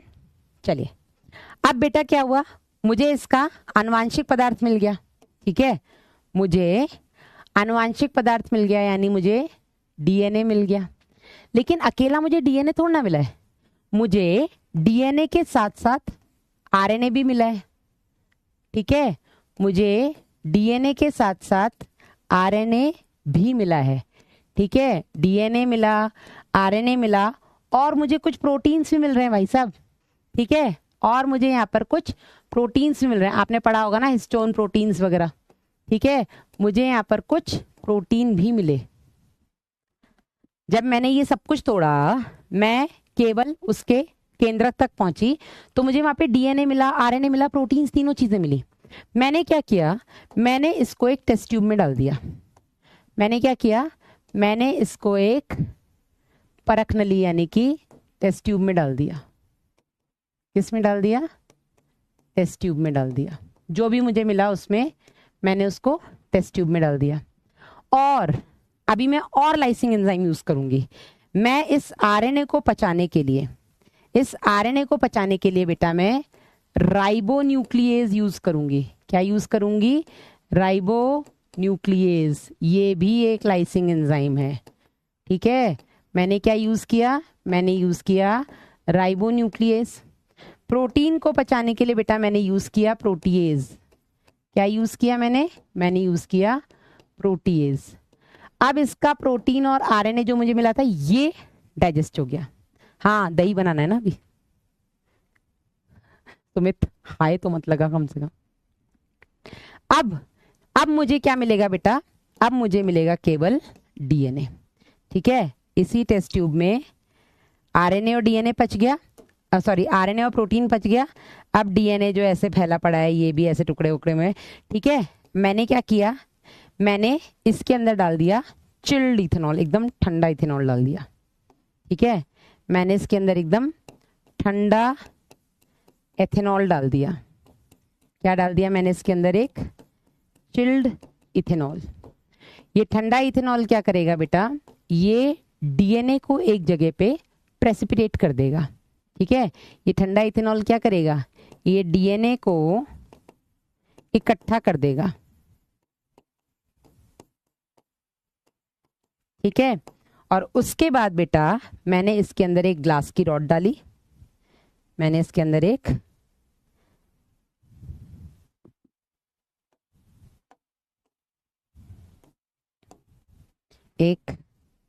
ग्लास रॉड डाली,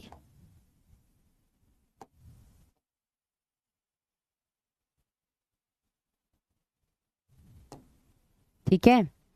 और इस ग्लास रॉड पे मैंने इस डीएनए को लपेट के, ये क्या है, ये एक ग्लास रॉड है, और इस ग्लास रॉड पे बेटा मैंने इस डीएनए को लपेट के बाहर निकाल लिया, ठीक है। जो डीएनए था वो पूरा बेटा इसमें लिपट के यूं यूं यूं करके बाहर आ गया। और इस टेक्निक को हम बोलते हैं स्पूलिंग। क्या बोलते हैं हम इसको, स्पूलिंग। समझे, यस, यहां तक क्लियर है।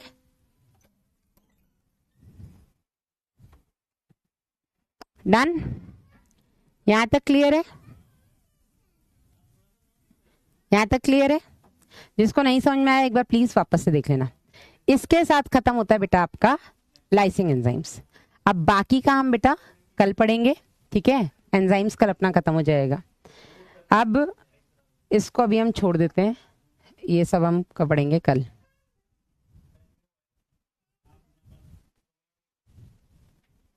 ठीक है, क्वेश्चंस आज कराऊं या कल करा दूं? क्वेश्चंस कल करा दूं चलेगा या अभी कराऊं?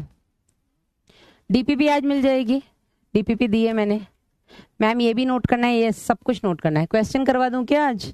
चलो पहला क्वेश्चन देख लो, पीवाईक्यूज लेके आई हूँ ह्यूमन हेल्थ एंड डिजीज के 15-16। तो सबसे पहला क्वेश्चन देख लो बेटा, मैच दी फॉलोइंग है, रिंगवर्म, फाइलेरियासिस, मलेरिया और pneumonia. Pneumonia, Haemophilus influenza, Streptococcus pneumoniae. D का हो गया 1, चलो ये 2 ऑप्शन हट गए। फिर ट्राइकोफाइटोन से आपका रिंगवर्म हो जाएगा, माइक्रोफाइटोन, ट्राइकोफाइटोन, एपिडर्मोफाइटोन। ए का हो गया 2, ए का हो गया 2, आंसर आ गया आपका बी। ठीक है। फाइलेरियासिस हो गया आपका, वुचरेरिया बेनक्रॉफ्टी वुचरेरिया मलाई, बी का हो गया 3, और सी का 4 malaria Plasmodium, Plasmodium vivax, Plasmodium malariae, Plasmodium oval, Plasmodium falciparum. ठीक है ना, तो इसका आंसर हो गया आपका बी। कल करें आज करें, अगला देख लो, कल करें आज करें, जल्दी बता दो। कल चलो कोई दिक्कत नहीं, कल कर लेंगे, कोई दिक्कत नहीं भाई, इसमें क्या है, कोई नहीं, कल कर लेंगे। आज भारी हो गया है नो, और लगातार अपने पढ़ाई की है, पहले रिवाइज किया फिर हमने पढ़ाई की है। ठीक है, तो आज हमने बेटा क्या करा, इसका इतिहास कंप्लीट कर लिया, हिस्ट्री ऑफ बायोटेक्नोलॉजी। ठीक है, फिर हमने इसके प्रिंसिपल्स देख लिए दोनों बायोटेक्नोलॉजी के, फिर हमने एंजाइम्स देख लिए। एंजाइम्स में अभी केवल अपना न्यूक्लियस बचा जो हम कल करेंगे, बाकी हमने आज कंप्लीट कर लिया है। ठीक है, होमवर्क में आज आपको DPP 1 मिली है। इसके अलावा आप बेटा मॉड्यूल से क्वेश्चन करिएगा। ठीक है, एक्सरसाइज 1 के 1 से लेकर के आप 25 तक कर लेना, बन जाएंगे ज़्यादातर। ठीक है, ये आपको बता ही दी गया है कितने कितने आपके टेस्ट होंगे, है ना, ऑफलाइन टेस्ट। ये आपको बताया था मॉड्यूल्स के बारे में, सेल LN10 आप कूपन कोड लगा के 10% एक्स्ट्रा ऑफ ले सकते हो। दिस इज इट, अब मिलेंगे हम कल। टिल देन भाई, यहाँ से लाइसिंग होगा तो मैंने क्या लिखा है, मैंने कुछ और लिखा है, लाइसिंग नहीं लिखा है। क्या लिखा है अपन ने, लाइसिंग ही तो लिखा है, LYSING। हाँ, good night, bye bye, take care.